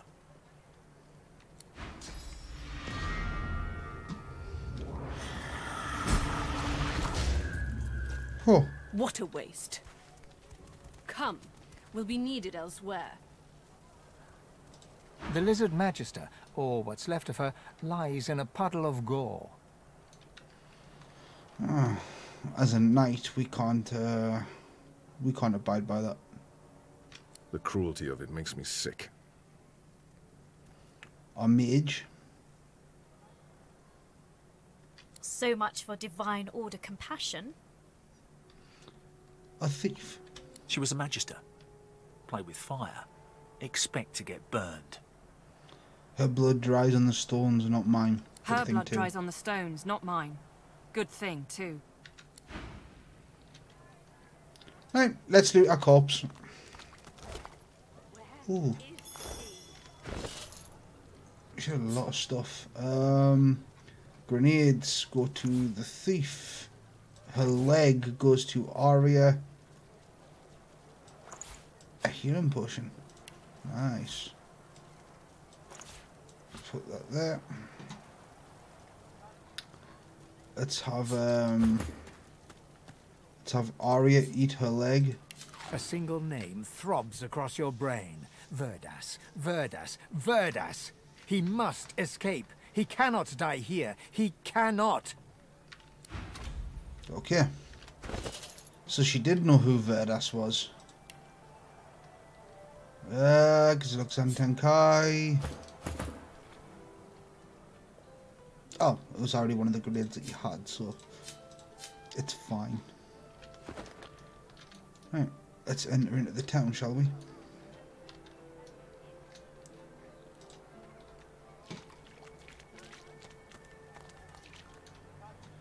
Now remember... Did you see him? You did, right? We need to see what's in their inventory. Wonder what's behind the masks, too. Saw him, didn't you? The hammer and Alexander. There you go. We're just looking to see what's in their inventories, so that if we kill them Did you later. see them, sir?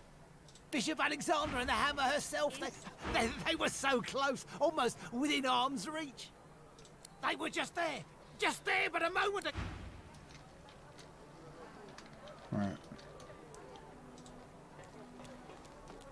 Come on then, Liz. This is not your business, Long Pig. Don't let this moss muncher talk to you like that. Especially a cheapskate like this one. Griff already knows she don't like to pay her fair share. An intense-looking man steps between the thug and the elf and rolls up his sleeves, revealing well-muscled and heavily scarred arms. Just stand aside, won't you, mate? This is no business of yours. Lone wolves decide their own business. The thug freezes in fear for a moment, before shuffling back to the protection of his crony. Pay up, elf. No one shorts Griff. Especially not one of you. The intense-looking man stands beside you against the thugs, shooting you an appraising glance. Burrow looks you both up and down, sizing up your combined threat. Ah, get out of here. The both of you. The elf smiles and Follow me, before more of them trouble us. What's in your inventory? There is a safe place. Nice. Now, I already know where she's going to take me, so it's fine. Don't worry about it. What we are going to do is we are going to head down this way anyway, where she wanted us to go. Except along the way we're going to look at a few things.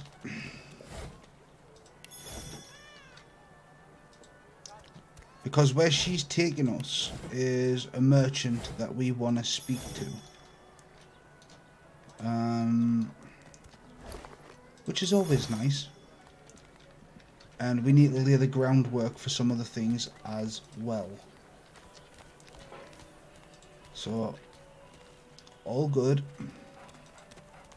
And one of the things that we need to lay the groundwork for is this man here, Din.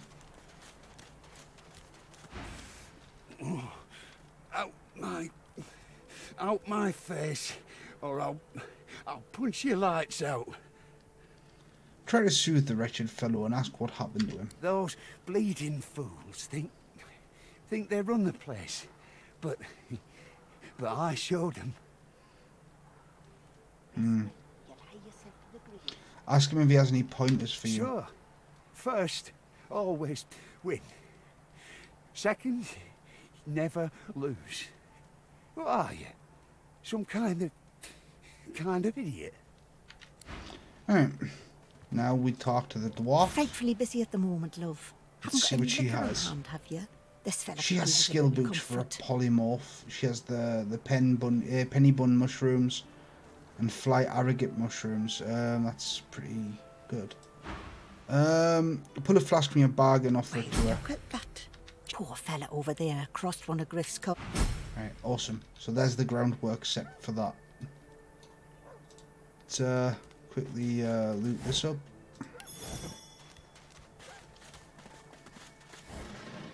I'm hungry.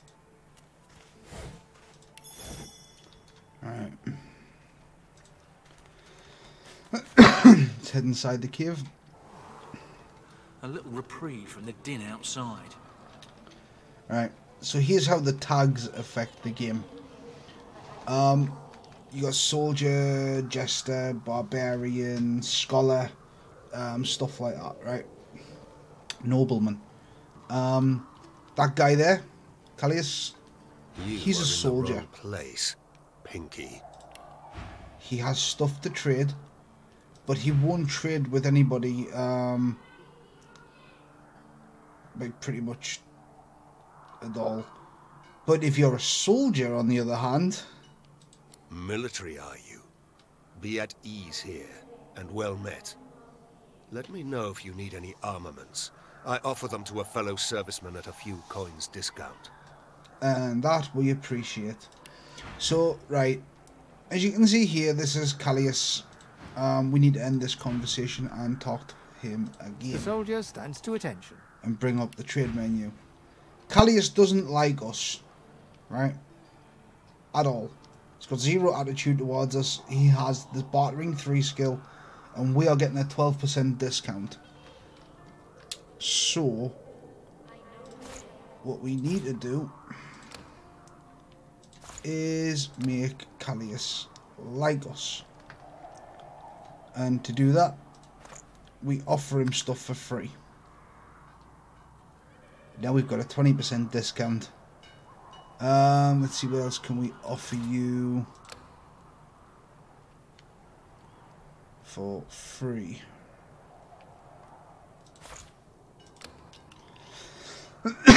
What we want to give him are stuff that, pardon me, is of no consequence to us whatsoever. Because we want to try and get that to 100. Pardon me, sorry.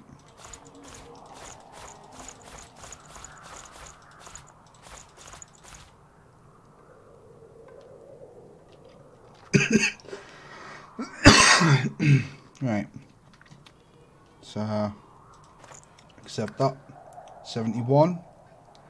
Almost there.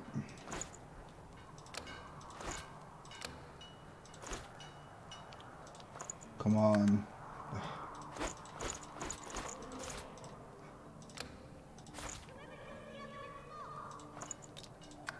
$85. Oh, Jesus Christ. We are so fucking close, man.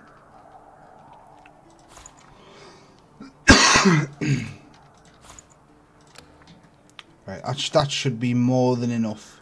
Yeah, to put us to 100. We need a 32% discount on anything that we buy. And these are skills for our character, my main character. Jesus Christ. Barely fucking breathe. Alright. So, we could buy new weapons and stuff like that, and some skill books and all that shit. But I think we may just have to, oh. See, that's a light helm. It looks armoured, but it's for a fucking a thief or an archer. Jesus Christ. Bunkbed Coffin. Hey man. Welcome to the stream, dude. How's you?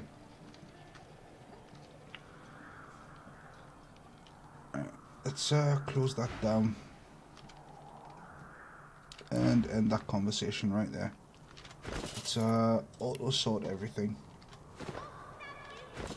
Didn't I put some stuff yet from the other characters onto her?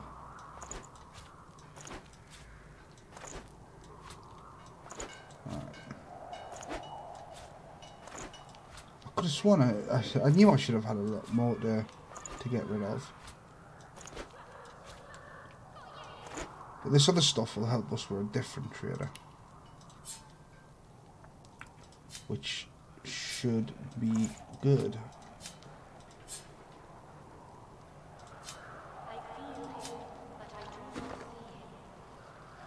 Ah, that's awesome, dude. The soldier stands to attention. Right, gives a look. Let's see what we can get. We've got quite a bit of gold. Wizard boots, right? They'll do for matriarch, and those ones will do for my character. That'll do for someone. So that a belt will come in handy. Do believe everybody has gloves, but not everybody has shoes. So yeah, we'll take all that. We'll pay cash for it. As for the weapons, that's a combat dagger. Let's see, what do you have? Yeah, so we could really use that. Let's buy that. Callius' stunner. It's a one-handed weapon. That's no good. Two-handed mace. That could come in handy. One-handed. Two-handed axe. 7 to 9 or 10 to 11. Really?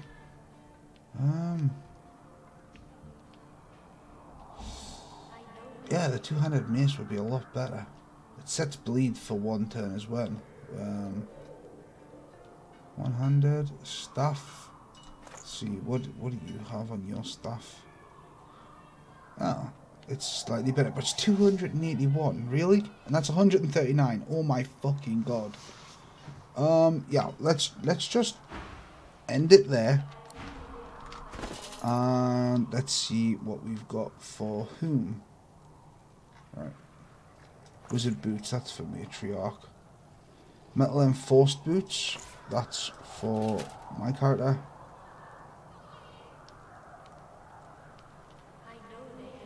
Right, that is for Arya, and we'll put that on matriarch. We'll put that on my character. He can't wear those. We'll give her those.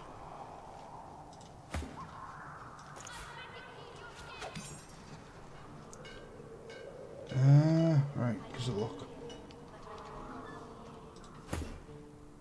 Let's see, Zantinka has nothing he can wear. What about Arya? Right. There's a helmet for Arya. And for... Oh, Jesus, why won't that scroll? There we go. Let's give you that.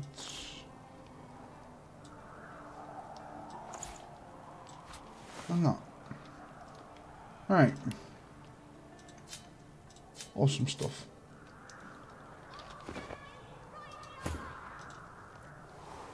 Oh, actually, let's unlock some bonus EXP, shall we?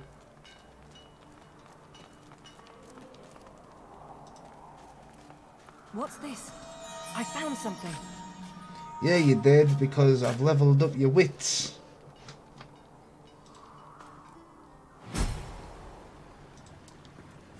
Free EXP.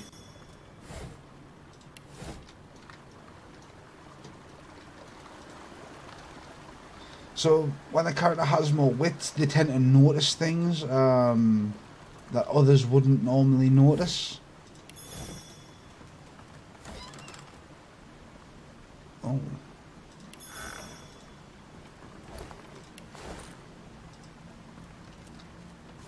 Help! Help me! Please! You! Tell me true. Stand you with the Source Hunters, or do you serve the tyrant Brachus Rex? And Brachus Rex is the tyrannical king who lived 1,000 years ago. That was something we talked about earlier on. Let's take number one. Tell him you are neither in camp and quickly bring him up to speed on the last 1,000 years of history. 1,000 years? Gods, the walls of this pit have leached a whole millennium from me. I haven't seen a living soul in all that time. What a strange notion. A wicked king it was, Brachus Rex by name.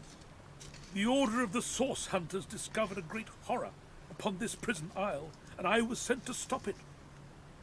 Yet my failure was absolute. I am not fit to bear the insignia of the Source Hunters any longer. Please, good sir, you must free me.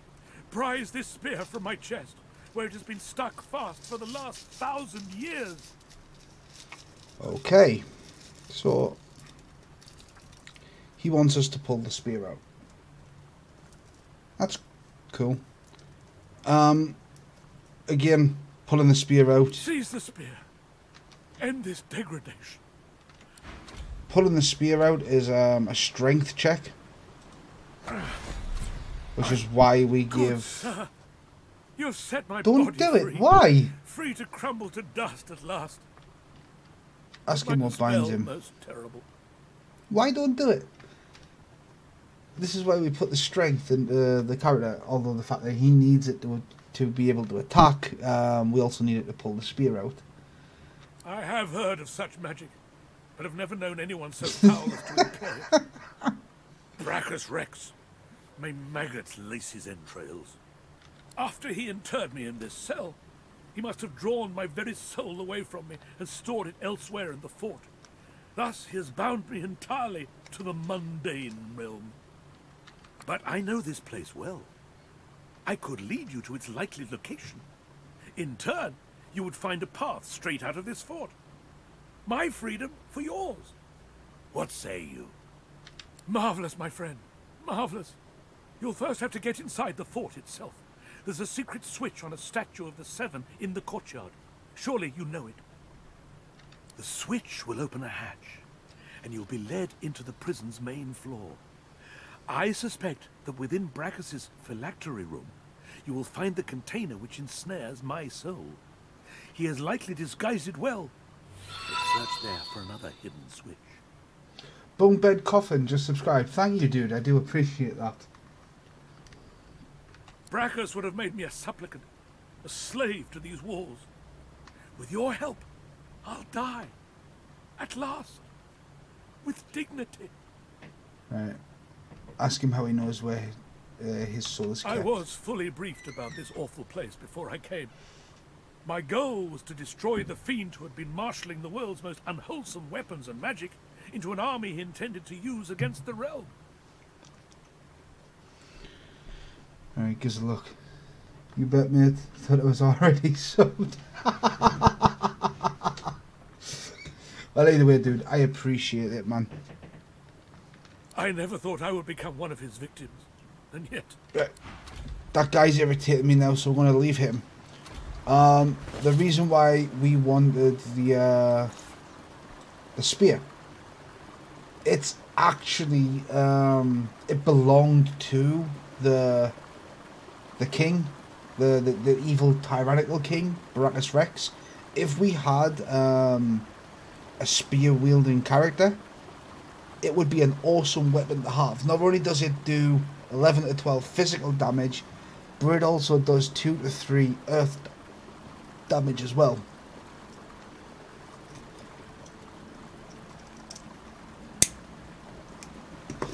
And it's unique, and it's worth 278. So you bet I want that. Right, so I remember this mission quite well. This is one of the hidden missions that you literally cannot find unless you have so many wits in your character. Most people would not be worried about putting wits into their character right about now. I feel him, but I Here's the chick who Thank you for your help with that, thug. we helped. Rare Say is we the were happy to human help. who goes against their own for an elf. She bows. Ask if she knows a way out of the fort. I hear of no escapes. The only way out is through the Magisters, through their cure. Thugs I can stand, but I fear the Magisters. Yeah, I'd fear the Magisters too. So who's in charge around here? In this cave, we trust Sahela. Sahela. She is young, but she sees. She knows more than we know. In the camp, the brute Griff rules.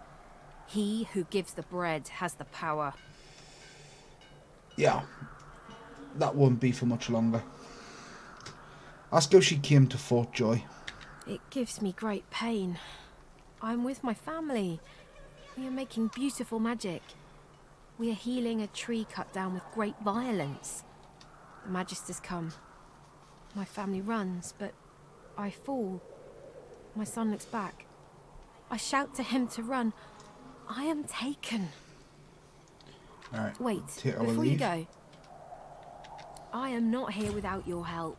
I do not forget this. For you, a prize. I save it for a special occasion, but I can think of no finer occasion than this. Thank you. Awesome.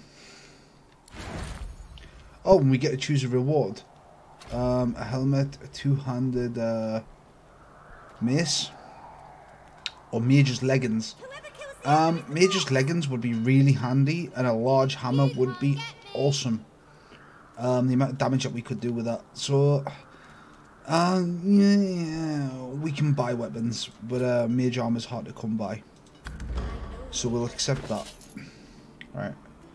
The head we give to Arya. The poison flask we give to Zantenka. Did I just give the head to Zantenka? No, I didn't. And the leggings we give to Matriarch. Right, so Zantenkai, what did you get? We give you the other flask, which is awesome. Arya, we give you the severed head. You have to eat the severed head. You cover your face with your hands. You've just heard the news. The elven homelands have been destroyed by death fog. It was your order who did it. How can this be? Right, so death fog is just like its name suggests. It's a fog that envelops. They keep it in barrels, and if you step in it, you instantly die. Right, Matriarch. And we got some leggings for you. Right, so she needs a top. Awesome. Right. Let's loot this.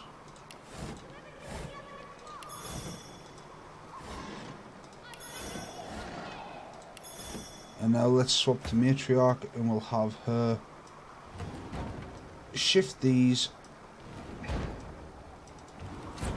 out of the road, and let's have Key the Knight destroy them. Wow, that is taking quite a while. I can just click it. I didn't realise. It's a shame we can't move these.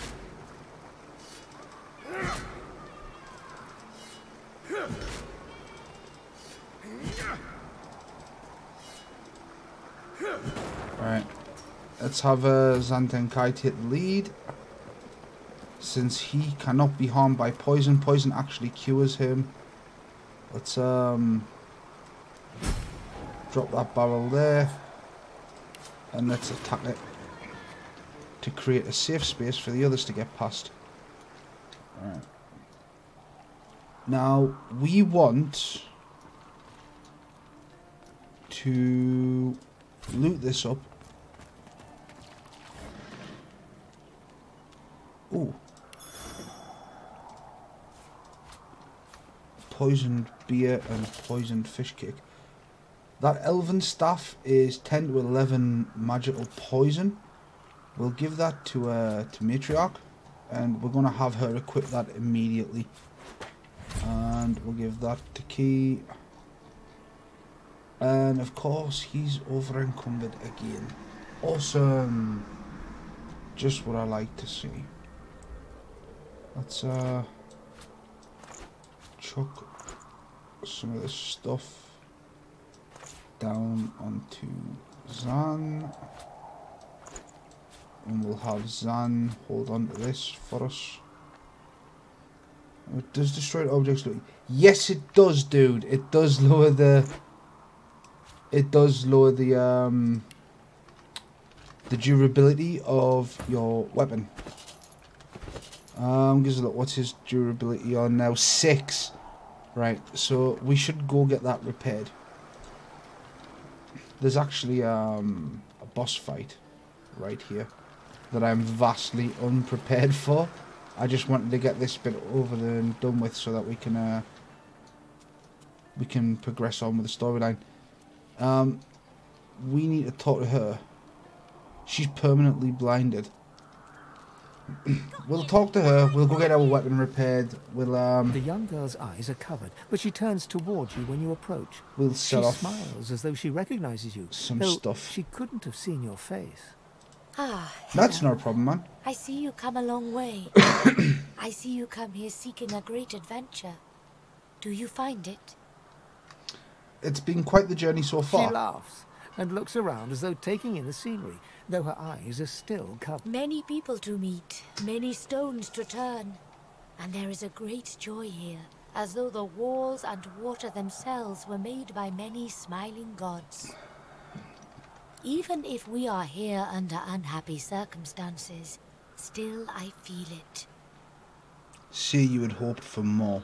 Perhaps you keep going. Perhaps you make friends with what you see. There is a great passion in every grain of sand. Maybe you find your adventure after all. Ask her how she knows I that. see it before my eyes. You've heard far seeing as much a burden as it is a gift. It is not so bad. I know which days have bread and which days have none. I know more bread comes someday. It helps. Let's change the subject. You're looking for a way to Fort Joy. Eyebrows shoot up. There can be a way. Amiro knows. But he is gone. Do you see him? He knows how to leave. Ask about My Amiro. protector, my friend. An elf like me, with a spirit bright as new leaves. He tries to help me, to save me, and he suffers very much. Alright, I'm going to open up the window. You may hear the trains when they go past. But I cannot stomach this heat any longer. It's actually making me feel very ill. He is caught by those who hurt him. Yes, we'll help Bring you, me friend. Great peace. I see something that helps. I see a lizard. He is a lizard of many dreams, of far feeling. You do not free Amiro without him. Okay, we'll take our leave. Right. We obviously need to free up some more space. Dude, it is... Oh, that wind is so fucking cold. It's beautiful. Right. You remember what we set up earlier on? With this guy? Well, this guy's now dead. Right? And he has a card that we need.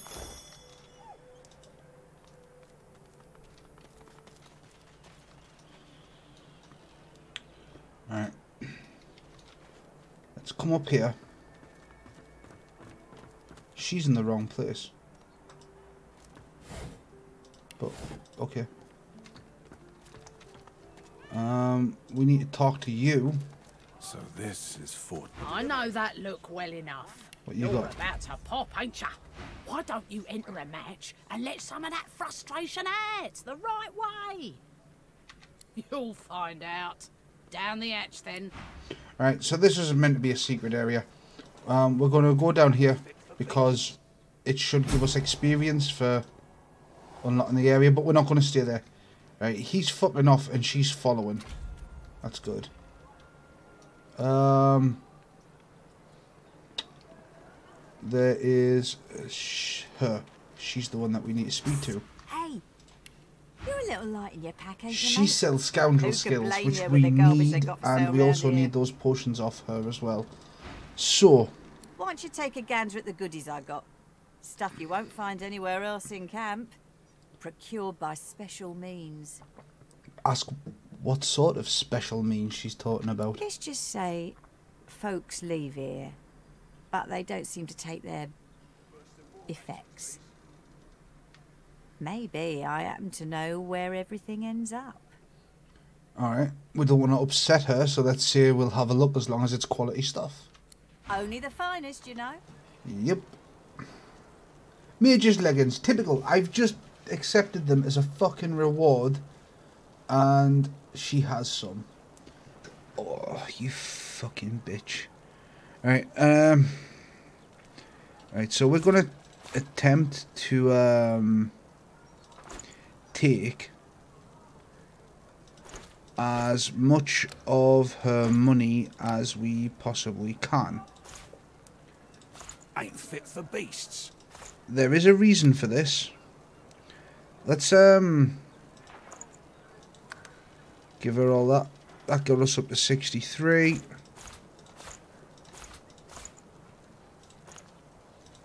That got us up to 92.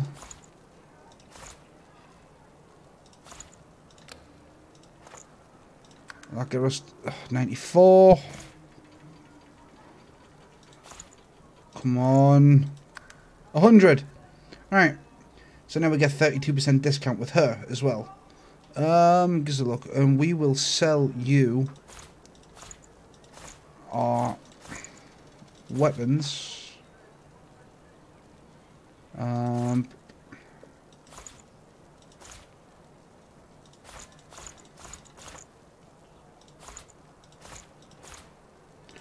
Don't worry. I know that a lot of this stuff is important. Worse than war rations, these. But it's fine. Don't worry about it. Because we're going to get it back in a little while, so it's fine. Ain't fit Apart for from the beasts. fish and the meats.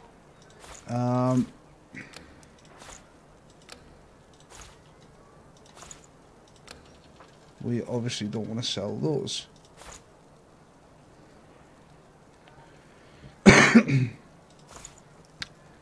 Alright. So let's take 795 of her cash. It's Perhaps actually... if those bleeding dwarves didn't eat so much. Alright, sweet. Now, let's close that down and end our conversation with her. We have quite a bit of money now. Now, let's set the groundwork for something else. These are just a lot of little features. I only know what's going to happen on this island. I don't know what happens after you leave. I know about getting on the boat, for those of you who have played it. I've never been past the boat. Alright? But showing you all the little hidden things on this now is just a really cool way of showing you all the little features that are in the game. So, that's Butter, and she works for this prick. Alright? But, I'm human. Heading into the kitchen? Don't try anything funny around, Griff. I'm watching you. And she has archery skills. Alright, so let's ask her if she likes what she sees. Ha! Cheeky. What's your name? Tell her your name and ask her for hers. I'm Butter. Nice to meet you.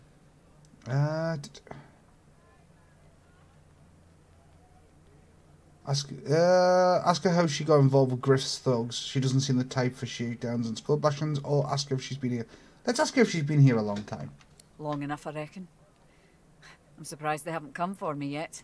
Most folks get taken away for the cure after just a week or two.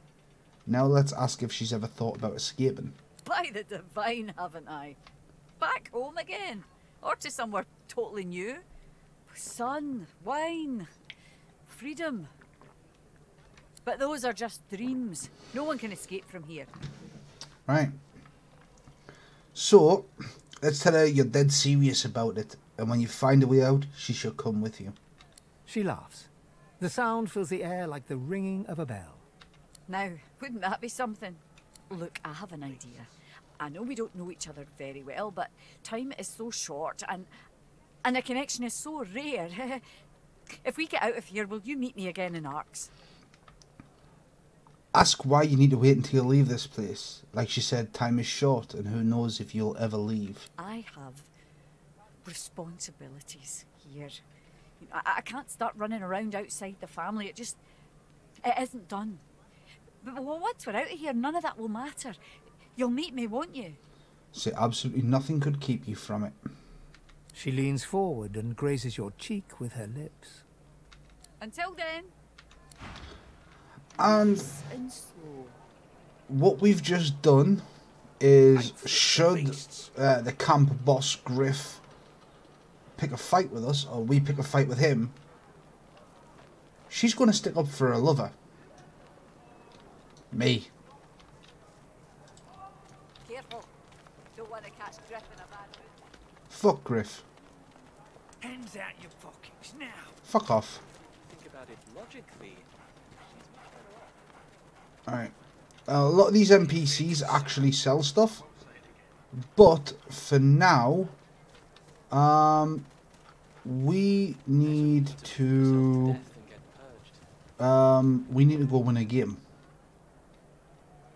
So we should head up here. And while the characters are heading there, I really need a pee. You there? You just arrived, isn't that right? Are you quite alone? Garwin, what does he have? Ooh, those are things that we need. Let's just take our leave. Did I just flirt with Butter as Arya? Because if that is the case, then that is not going to bode well for me later.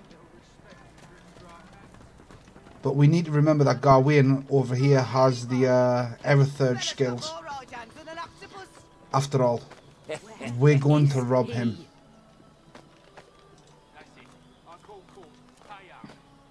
Oh, fuck. Oh, well. That's not too bad. Right. Give me just 2 seconds, guys, and I'm going to go for a pee, and you can listen to some depressing music.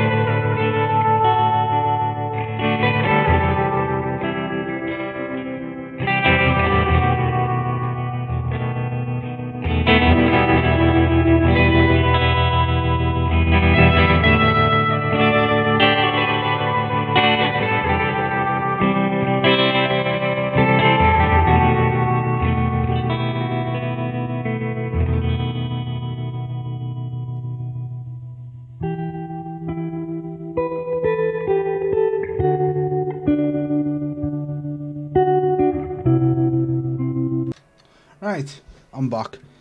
Oh, so we may have just set Arya up with Butter, and yeah, I really had to pee. And like I say, is on a hot day, washing your hands in freezing cold fucking water is beautiful. Now, there's actually a lot of NPCs around here that actually have cheers, man. Secondary functions, but we're not going to focus on them because it's pretty fucking pointless. So, since everybody seems to play the good guys a lot, we're going to play like a neutral party that thinks realistically rather than thinking. And one of those realistic thinking thoughts that I had was, I usually try and save everybody. So why don't we make the realistic decision of, if sorcerers are the problem, they summon the Voidwoken, why don't we just slaughter most of them? That way, when we make our escape, we're the only dangerous ones out there. That and the ones that sell magic scrolls will be relieved of them a lot cheaper. Right, let's make sure he's got that sparkler card. Like the game Topsy, you can fold. Yeah, he does. Right.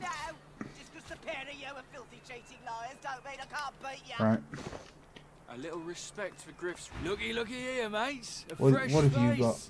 We love fresh faces, don't we? Why don't you join us in a round of cards? Sure. First hands on the house. I'll accept the invitation. Chuff to you, Chief. Here are your cards. You're up first. You glance at your hand. 2 purple monarchs. A hard hand to beat. Yeah, but we're going to lay down the sparkler card. Ralvo's eyes linger on the table, where the card lies as innocent as a piece of cardboard can be. His gaze travels up your torso to meet your eyes. Now, where'd you get a thing like that, mate? It doesn't matter where you got it. Rules are rules, and the sparkler always wins. Ralvo counts out the entirety of the table's pot without breaking eye contact. Go. Yep. So now, we're going to do the other thing. We're going to speak to these. See their inventory. Complying to Griff if... Huh? So that we can see what they're going to have on them when we kill them. Alright.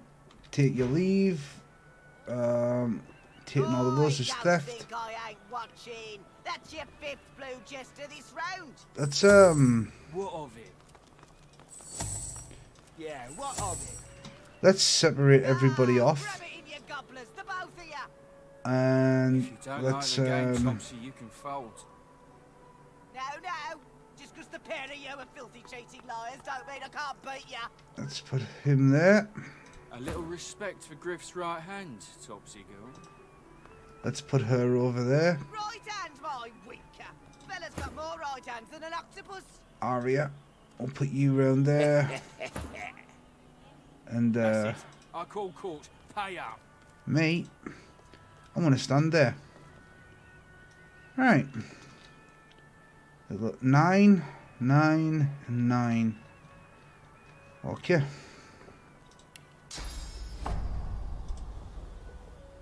Let's Oi, don't think I ain't watching. That's your 5th blue jester round. let's trigger some combat. We'll boost everybody's abilities. And let's make it rain.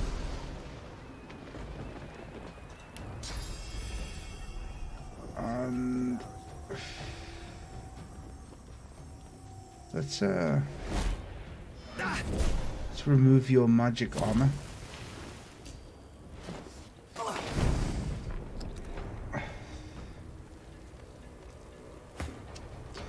He would target the ones who are not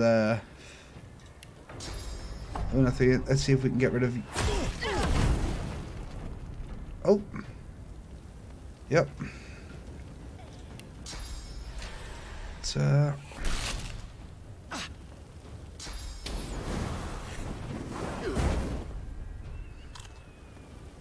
he is fucking healing wimps. Alright, let's attack all 3 of yous with that. And let's see if we can... No, we'll end the turn there.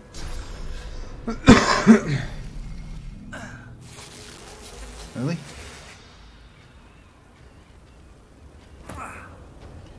Okay. Let's put you behind her. And let's get her attacked. We'll give you some more AP.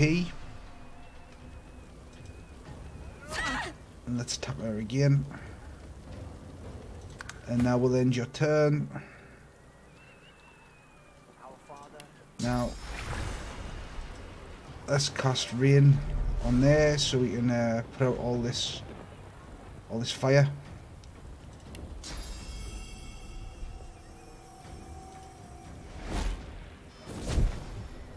Oh, so close to death. And only one thingy left, right? And turn. He has to get up now.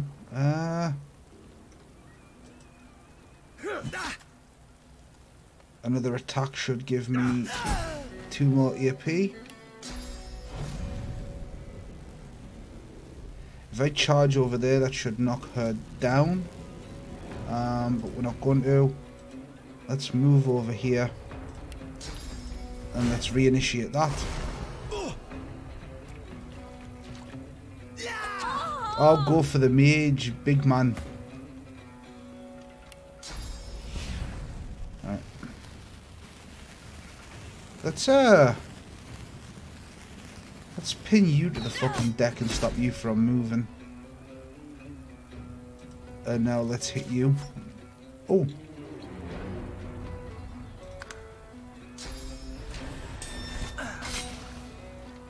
Oh, she bypassed his armor.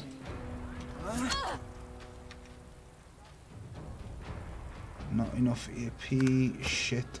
Alright. Let's move away. And let's finish you off.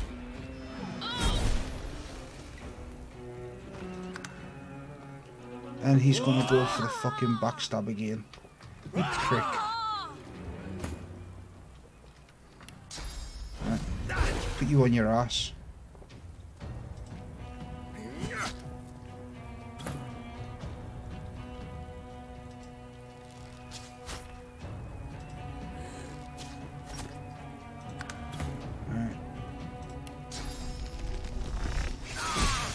Yes.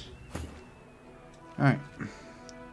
Sorry, I actually really don't like not having these in the order that I normally have them in. So let's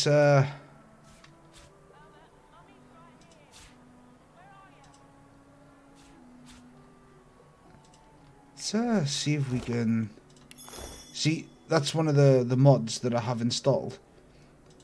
As long as I check a character's inventory before I get into a fight with them, whatever they had in their inventory when I talk to them is what they'll have on them when I kill them. And that is always worth having, because that's the way it would be. Let's trigger everybody a heal.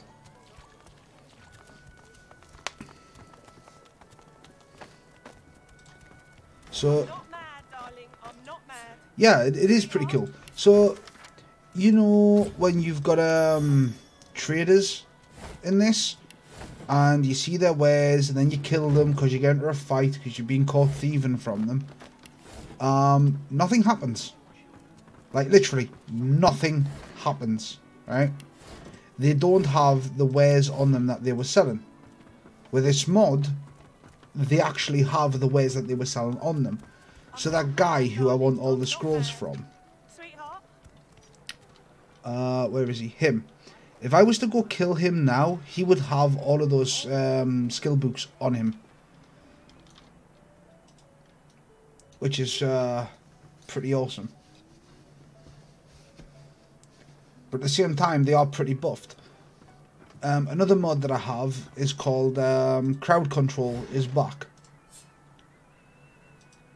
And what that does is, mages in Divinity Original Sin were actually really, really balanced. The entire gameplay in the first one was really well done. In this one, however, they're not that well done. Mages have too long of a cooldown. Their spells are blocked by physical armor, and some are blocked by magical armor, which takes forever to fucking to drain away. So I've got a mod called Crowd Controls Are Back, and what that does is it takes away some of their magic armor and some of their physical armor and gives them it as health. So they have more health but less armor. and it just means that you can use the status effects for like setting people on fire and stuff a little easier. But at the same time, it also gives mage enemies spells that they wouldn't normally have, so they can do it as well. Hey Ray, how's it going, man? So that they can do that as well, which is pretty awesome. Right, so this book down here, if we read that, that should give us another crafting recipe on how to create a cooking pot. There we go. Let's take the book. And now let's cook something at this cooking station.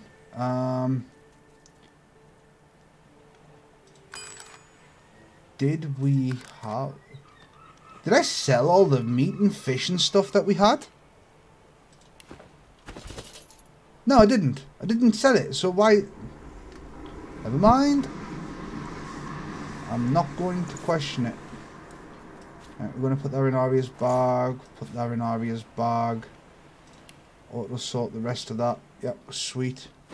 Alright.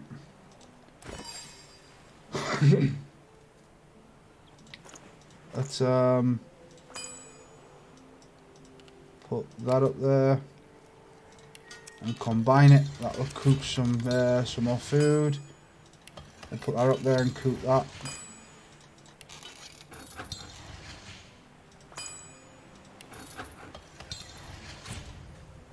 And the reason for that is those actually sell for quite a bit, dinners. And I very rarely use food. Sure, dude.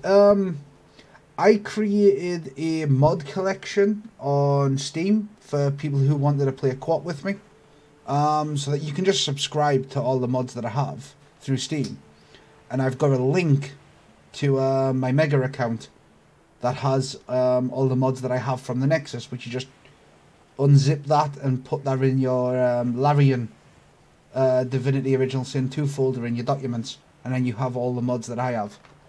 Because I don't even have all of the mods that I have active. There's some other ones that out on the gently lapping waves. give you a little bit of a boost when you're playing as a solo character. She turns to you with a cheerful smile. Let's see what she has. A restoration skill book and 4 resurrection scrolls.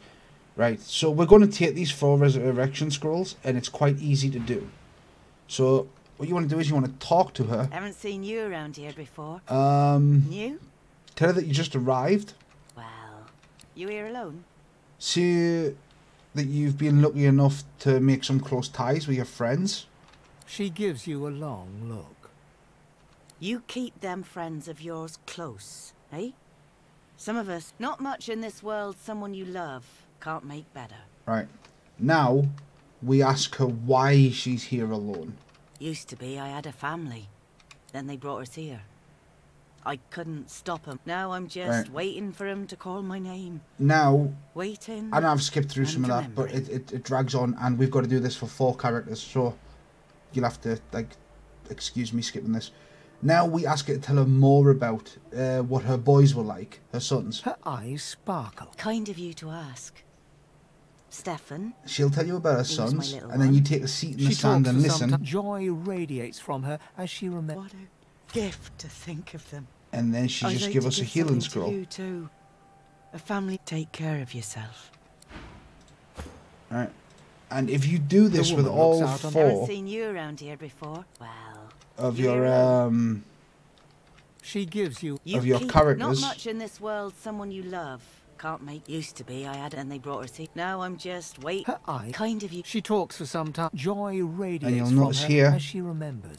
She gives us another one. Think of them. I'd like to give some. Take care of yourself. And we taught her again. Seen you around here before. Tell you just arrived. You here alone? So you've made some friends. It also works if you say that you haven't met anybody yet. You keep them. Not much in this world. Someone ask her why she's here alone. Now I'm her eyes. Kind. She talks for Joy. And she'll give you another one. Take care of you. And then the final one. The woman looks out on the gently. Haven't seen you around here before. Just arrived. You here alone? Lucky enough to make some friends. You keep not much in this world. Someone. Why are you here alone? Now I'm your boys. Kind of you to ask. She talks for some time. Joy. And there's another healer restoration scroll. What? I may have to start a new playthrough.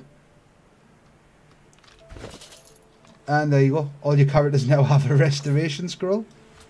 Which I'm going to take off these and I'm going to give to Matriarch, since she's the healing type character.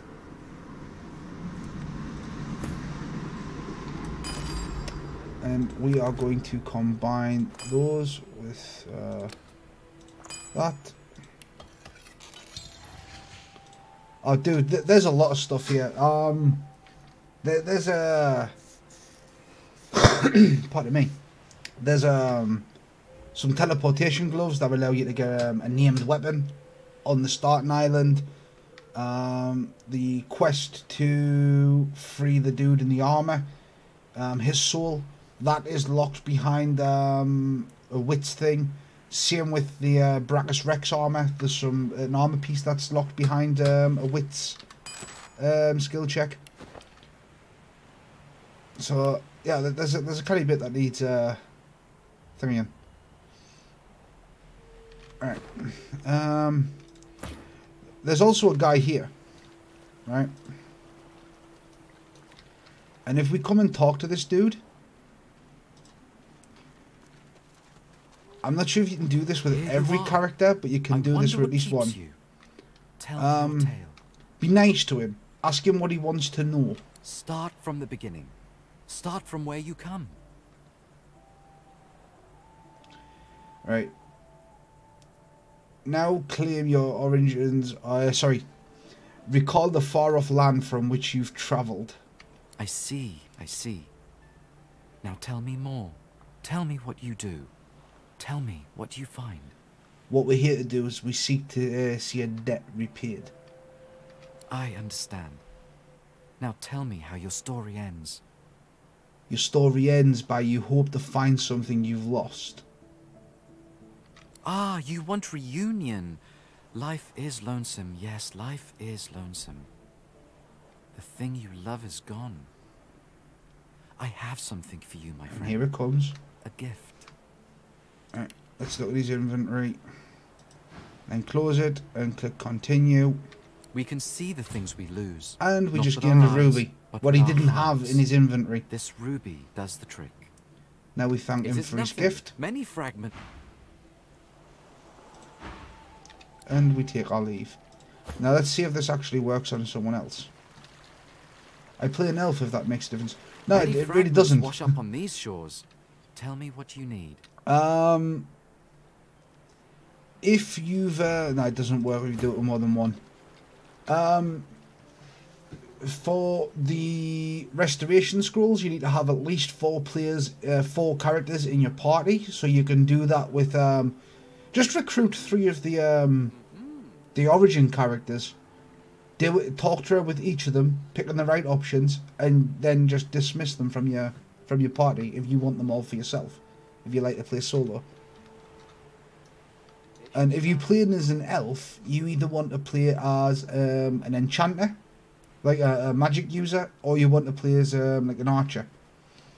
And when you play as an archer, you put your wits up, and your wits is what unlocks a lot of the secret quests and stuff that you can dig up.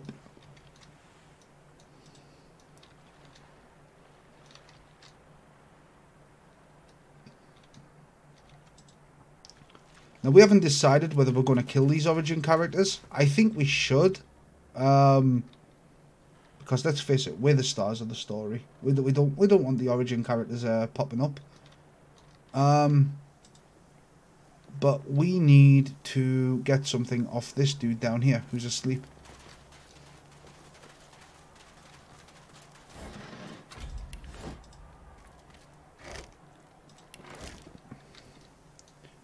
So let's do that. Let's Alright,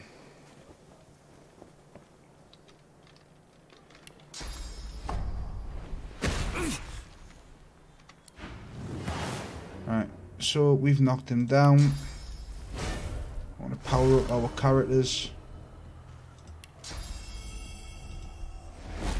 We're going to remove any magic bonus defenses that he has, so that he can't.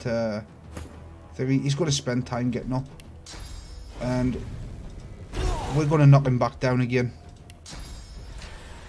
and then we're going to cripple. No. So right, the way the lone wolf skill works is. No.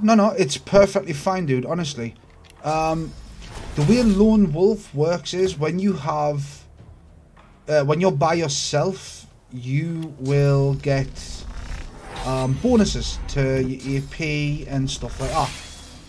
But these are temporary bonuses, right? And they work with at least one other character in your party. Not many people know that. They actually work with another party member. Alright? So yeah. So you can have Lone Wolf and have yourself and another character in your party, and that character can also have Lone Wolf and benefit from the 8 AP. But when you recruit a third character and a fourth character, they both lose Lone Wolf, but only for in proximity. So if you have two characters with Lone Wolf and separate your party into 2 groups of 2 and move them more than 15 meters away, Lone Wolf will kick in again on both party members. And when you dismiss the other 2 party members, your 2 party members will have their Lone Wolf back again. It just toggles off when there's when party member 3 and 4 join, and it toggles back on when you dismiss them. Do you know how to do the create 4 characters like this? Custom characters where you play by yourself without having other people join the game. I'm pretty sure it works that way. Yeah, I'll check. Lone Wolf. Double invested points and attributes in combat, except polymorph ability, while you are adventuring solo or with at most 1 companion. So technically, you could make yourself two unique characters if you know how to do it. And I can show you how to do it now on stream. It's perfectly fine. 2 seconds. So let's do it like this. So what you do is you go to your game installation folder. You come into the bin folder and you open up that. You literally launch that twice and that will open the game twice. The first one that you open it on, you have to create 2 profiles within the game, you see. So the first one that you open, you swap to the second profile, and then the second screen that you open, you swap to your main profile, because that's the one it'll save to, the second one. And then you just create a new a multiplayer game with your main profile character, and set the connectivity to LAN only, and then have the other profile go to multiplayer, swap over to the LAN tab, and you'll only see one server, your server. You join it, you launch the game, and there you go. You create 2 characters. When the game finally launches and you end up on the boat at the beginning, you simply go to the second character screen of the character that's not your main profile. Go to that, press escape, click quick game, and it'll give control of the second character to you, the main player. And the only downside to it is all these characters are treated as if they are main players. That's why they all have that gold crown in the top left corner of their avatar box. And that's how you, if you do it 4 times, that's how you play. But when you do that, I'd seriously recommend that you you create it. When you that's not a problem, dude.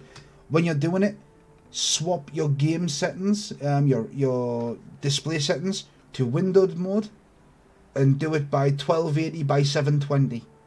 There'll be really small boxes on your screen if your screen's like a 1080p screen.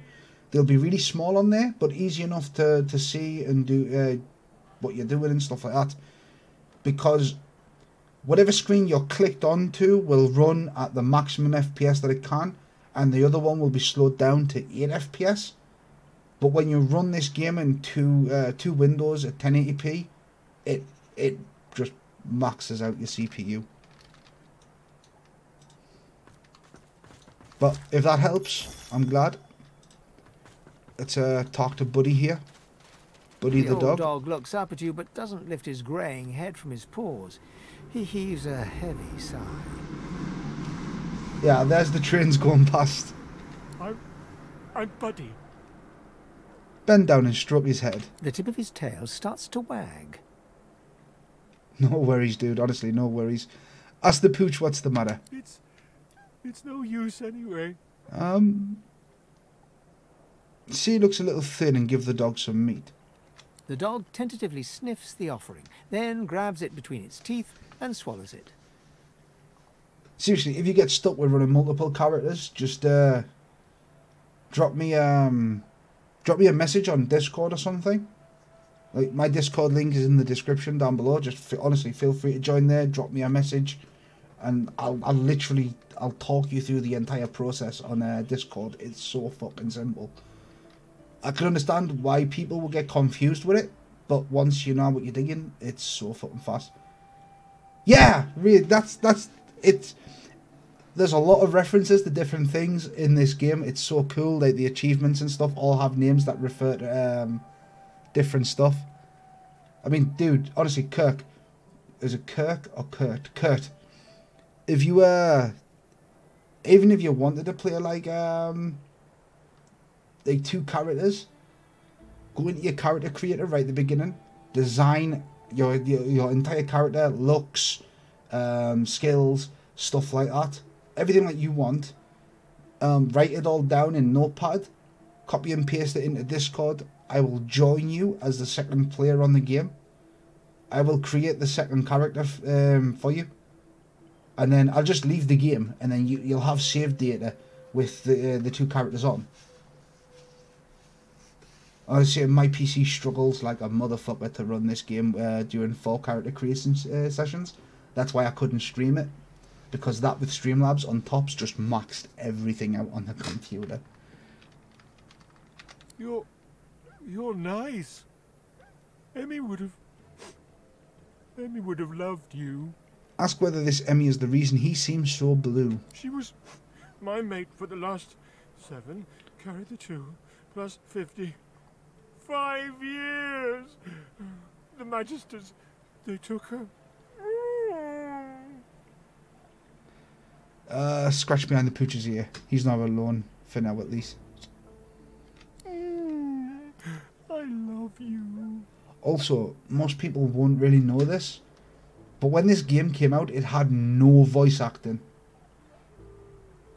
No, it's not. I thought it was, but it's not. It's unfortunate. But apparently there's a couple of talking animals on the first island. And if you play as the origin characters, each origin character has their own talking animal that will follow them. The main character just gets the black cat, which is unfortunate. But I thought it was the same black cat at first. But then I found out that Divinity 2, the original Sin 2, actually takes place 1,000 years after the events of Divinity's original Sin 1. Say, let me show you something. Ooh, a key. The dog focuses at the cat. Oh, shit. Alright. Let's go in here and talk to this guy. But first, we are going to take all of the stuff off the other characters that they don't need to have on them, because we're going to get this shit out of their inventory so that we can sell it and make ourselves a bit of a profit. Right. The soldier stands to attention. Alright, mate, catch you in a bit, dude. Right, let's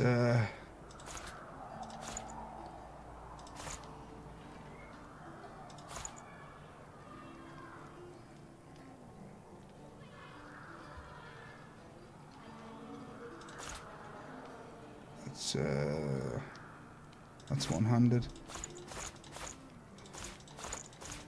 Let's sell off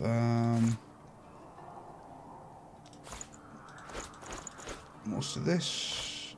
No.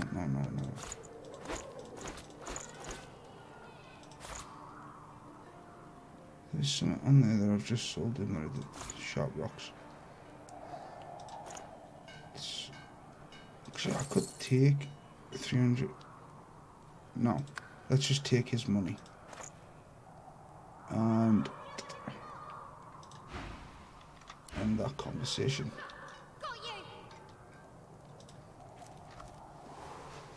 Right, the last thing that you want to do on this game before like leaving Fort Joy is kill everybody or steal from everybody.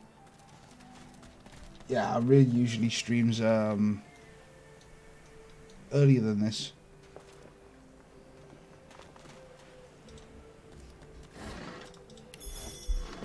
Is that thing eating corpses? Okay.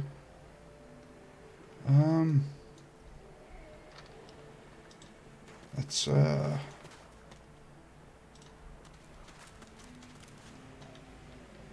okay. All right.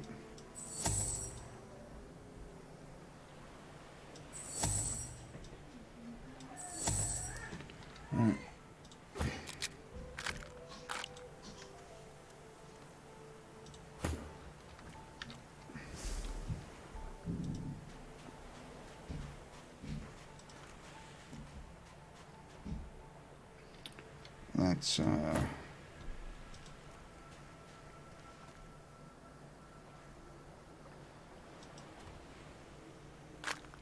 Let's have everybody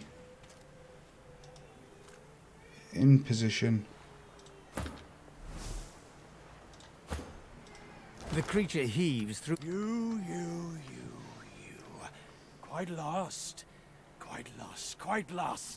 Careful, or they'll cross your wires. Alright, catching a bit, Keithy, dude. Now, a little query. Where grows the yarrow? Quickly now, for I haven't much time.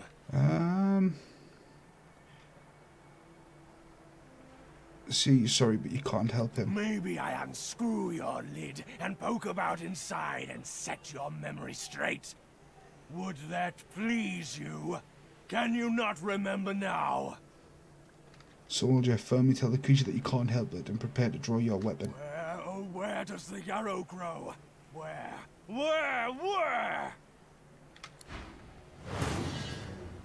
Alright. Let's empower everybody again. And let's see if we can strip away some of that magic armor.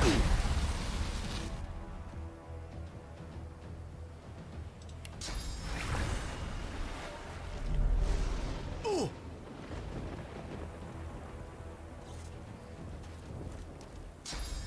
shit. That's not good. That's really not good.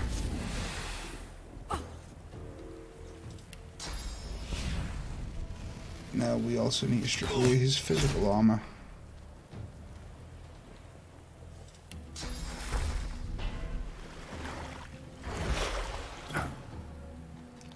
Alright.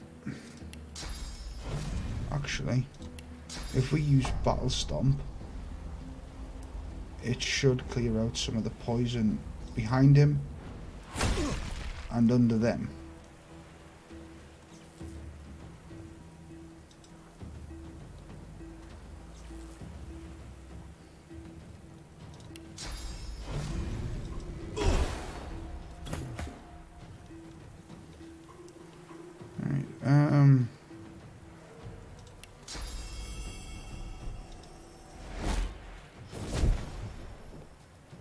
okay. Oh shit, that casts poison and that healed him. And the weapon's poison as well. Ah, not good. And of course he's just knocked down Zan. And crippled me. Oh, that almost removed his physical armor. There we go.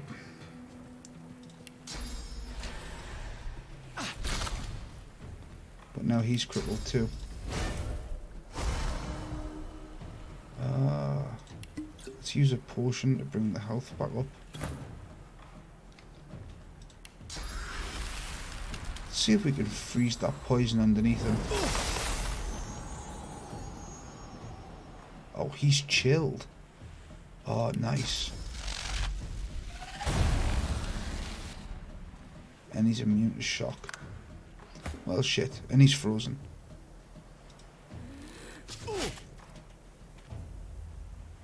Wait, what?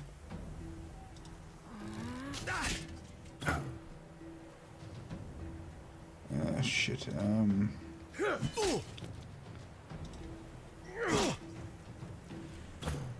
Here's a bit of a unique question. Did I repair my weapon?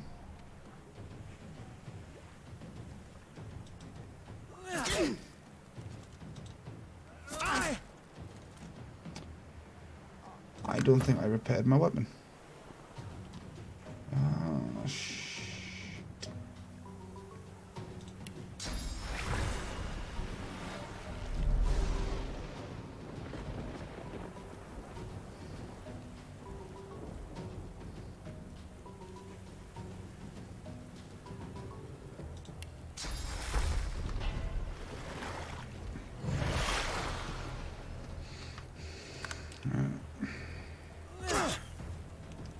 He tried to move.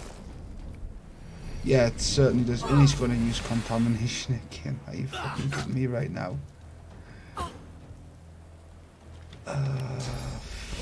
Fuck. Oh, she managed to cripple him. Let's hope that he can... Oh, come on, please. Motherfucker. Oh! No way.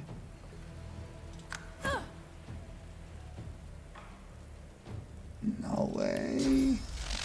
Kill him. Oh, thank God for that. Thank God for that. Right.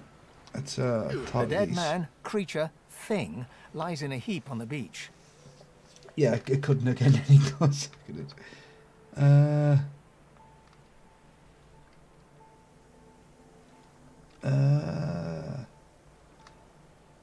Some sort of divine order experiment gone bad, I suppose. This is the Order's horrible work. Is this what they have in store for the rest of the sorcerers? It had to die. You can't leave something like that alive. His obsession with Yarrow suggests he wasn't entirely mad. Perhaps something of his old personality remained. Right, now only one of our characters can actually walk around here, so let's clear out the rest of this poison.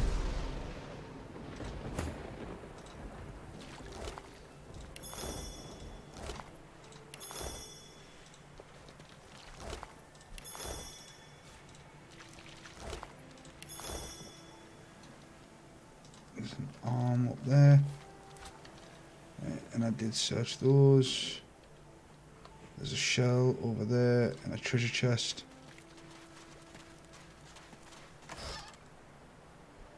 What's the fuck? Armor. Ooh. Holy shit. Nice. Right. Let's deal with this healing thing first. Right. Give us a look. Yeah, that's come on, that's for him. Dagger would be for Zantenkai. Scroll would be for Matriarch. Those are for Arya. That's for Arya. That's for Arya. Jesus Christ, there's a lot of stuff here for Arya. Auto sort the rest of that. She has 2. Let's split one of those off and give that to Arya. Now a lot of stuff for Arya. Right. Zantenkai, gives a look.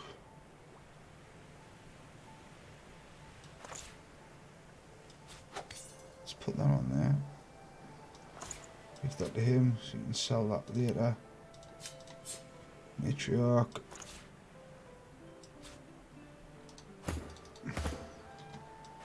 Let's add that to there. 3, 4, 5, 1, 2, 3, 4, 5, 6. Yep.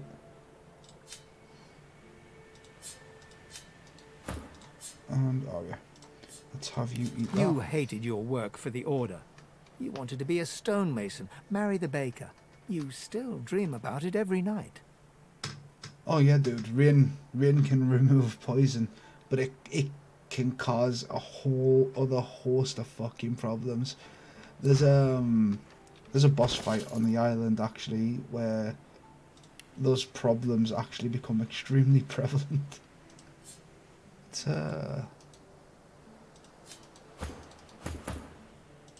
we're gonna have to have you eat that and consume that.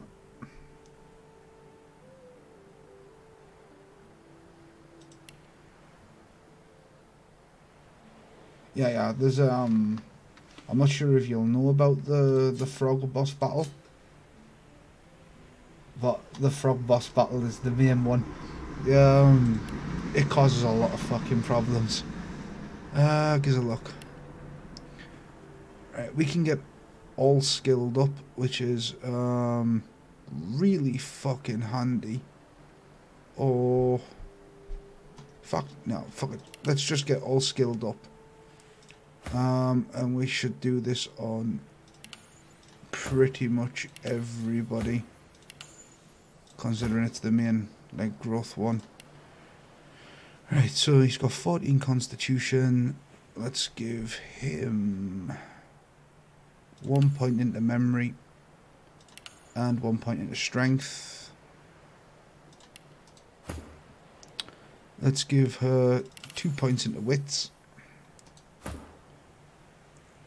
She can have a point into memory and a point into intelligence. And he can have a point in memory and a point in finesse. Because look, what did I do? I put him in warfare.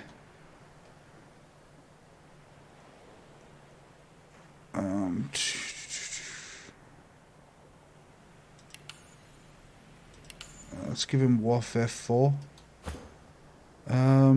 She's gonna need huntsman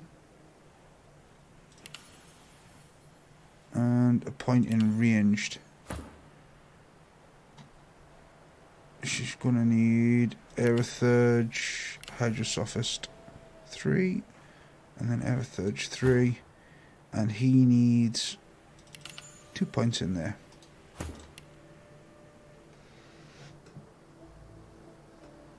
What's the matter, dude? We'll give him a point in bartering. She can have another point in Lawmaster. She can have another point in telekinesis. And he can have another point in thievery.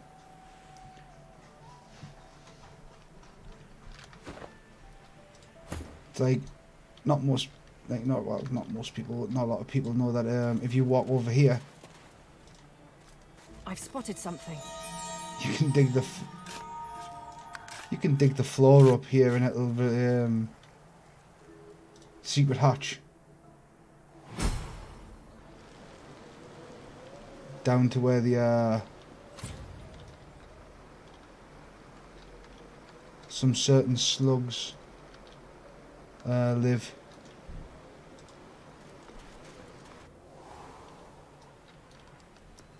but there's something else that we need to do right now. I don't know. To me, the frog battle is just as bad as the croc battle, which is really fucking irritating.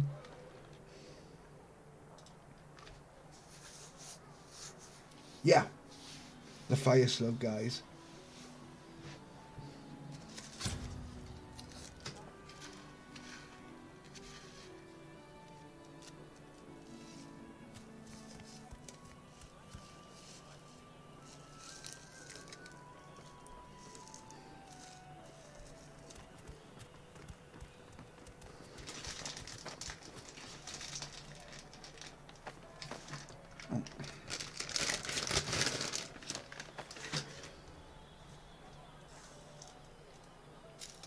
And she right there is the whole reason that we came back here.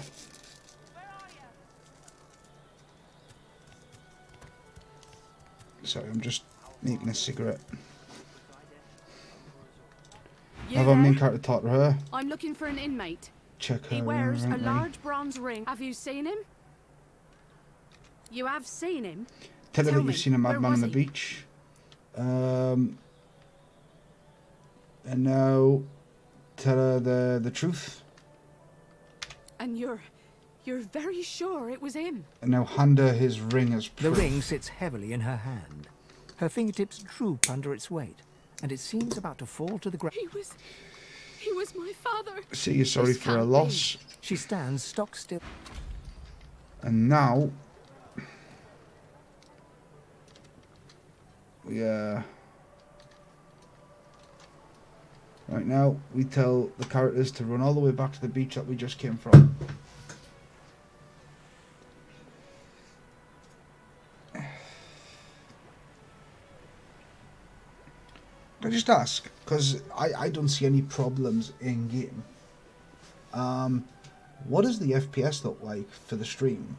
Like, does everything look, does the picture quality and stuff all look clear? Like, you guys, you can read what's on the screen and stuff like that?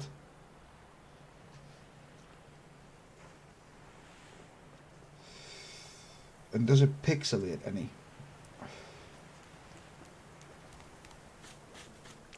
Oh, nice. See? There she's there. What did they do to him? What did they do to him? Leave me be. Check her Leave. inventory.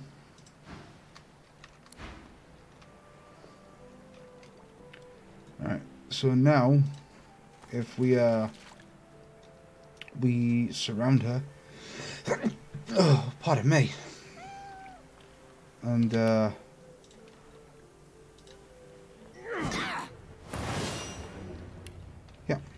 So now we can attack her.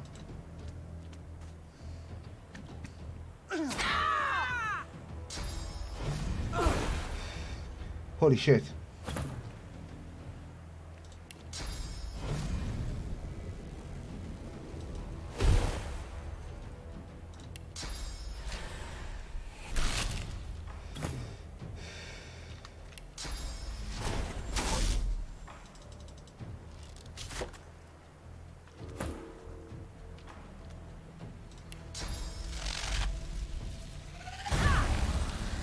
Oh, no, no, no, no, no. I did not just shock her. No, I didn't. It's fine. It's fine.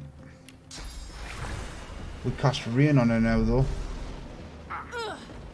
And it fucking electrocuted all my characters as well. Because she's got a magic shield and we don't. Awesome. But if we put her down on the ground again...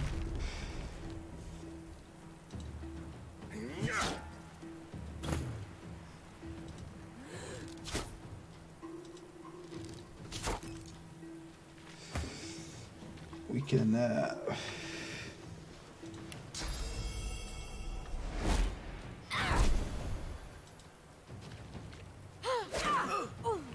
oh shit. All that water just turned to poison. Water works in both ways.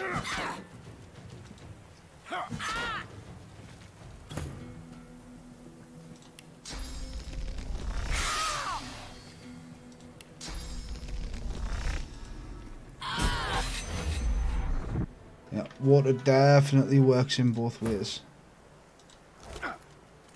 And then we can get Migo's ring back.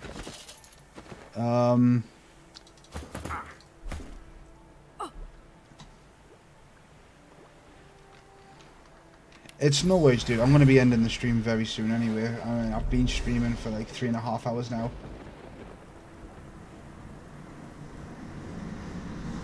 Yeah, it's fine. Don't worry about it, dude.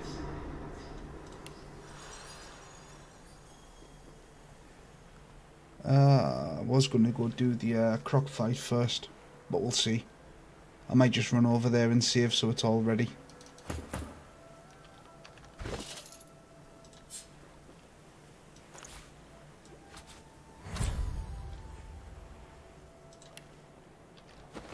No worries, dude.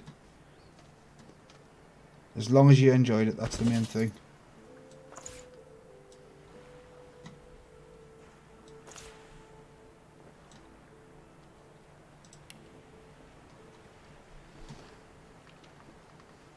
I'm just going to be cleaning up a little bit now, sorting out inventory and cooking some more food, and then I'll go over to where the croc fight is and I'll save the game there.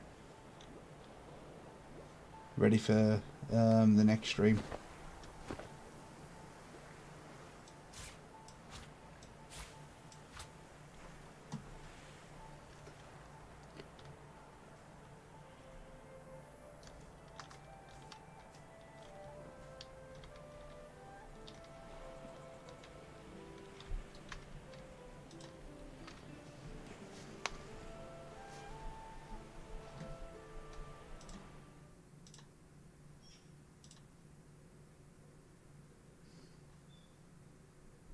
Alright, man. Enjoy.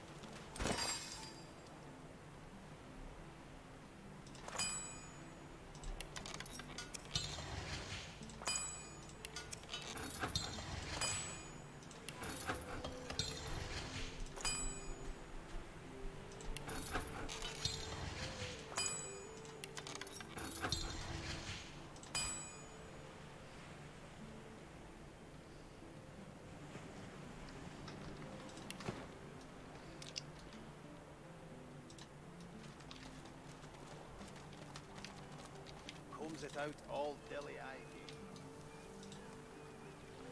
Twists and rubs and tweaks and ups, strokes and pokes like all the blokes. You'll touch it all day long. Pardon me.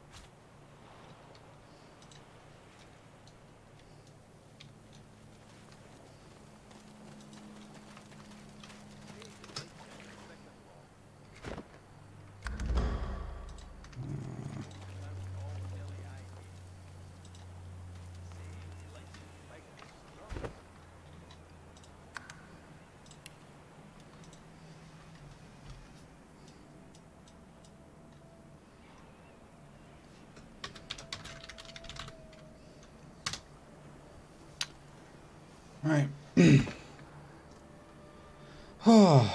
Right, guys, that's it for today's stream. We've been streaming for nearly 3 hours and 40 minutes.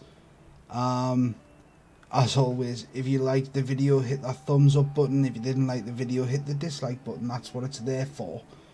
If you want to get in contact with myself or anyone else from P4YN, just to chat or just to, you know, somewhere where you can see what we're doing and when we're doing it and see the video uploads be announced, you can do that by joining the social media links down below.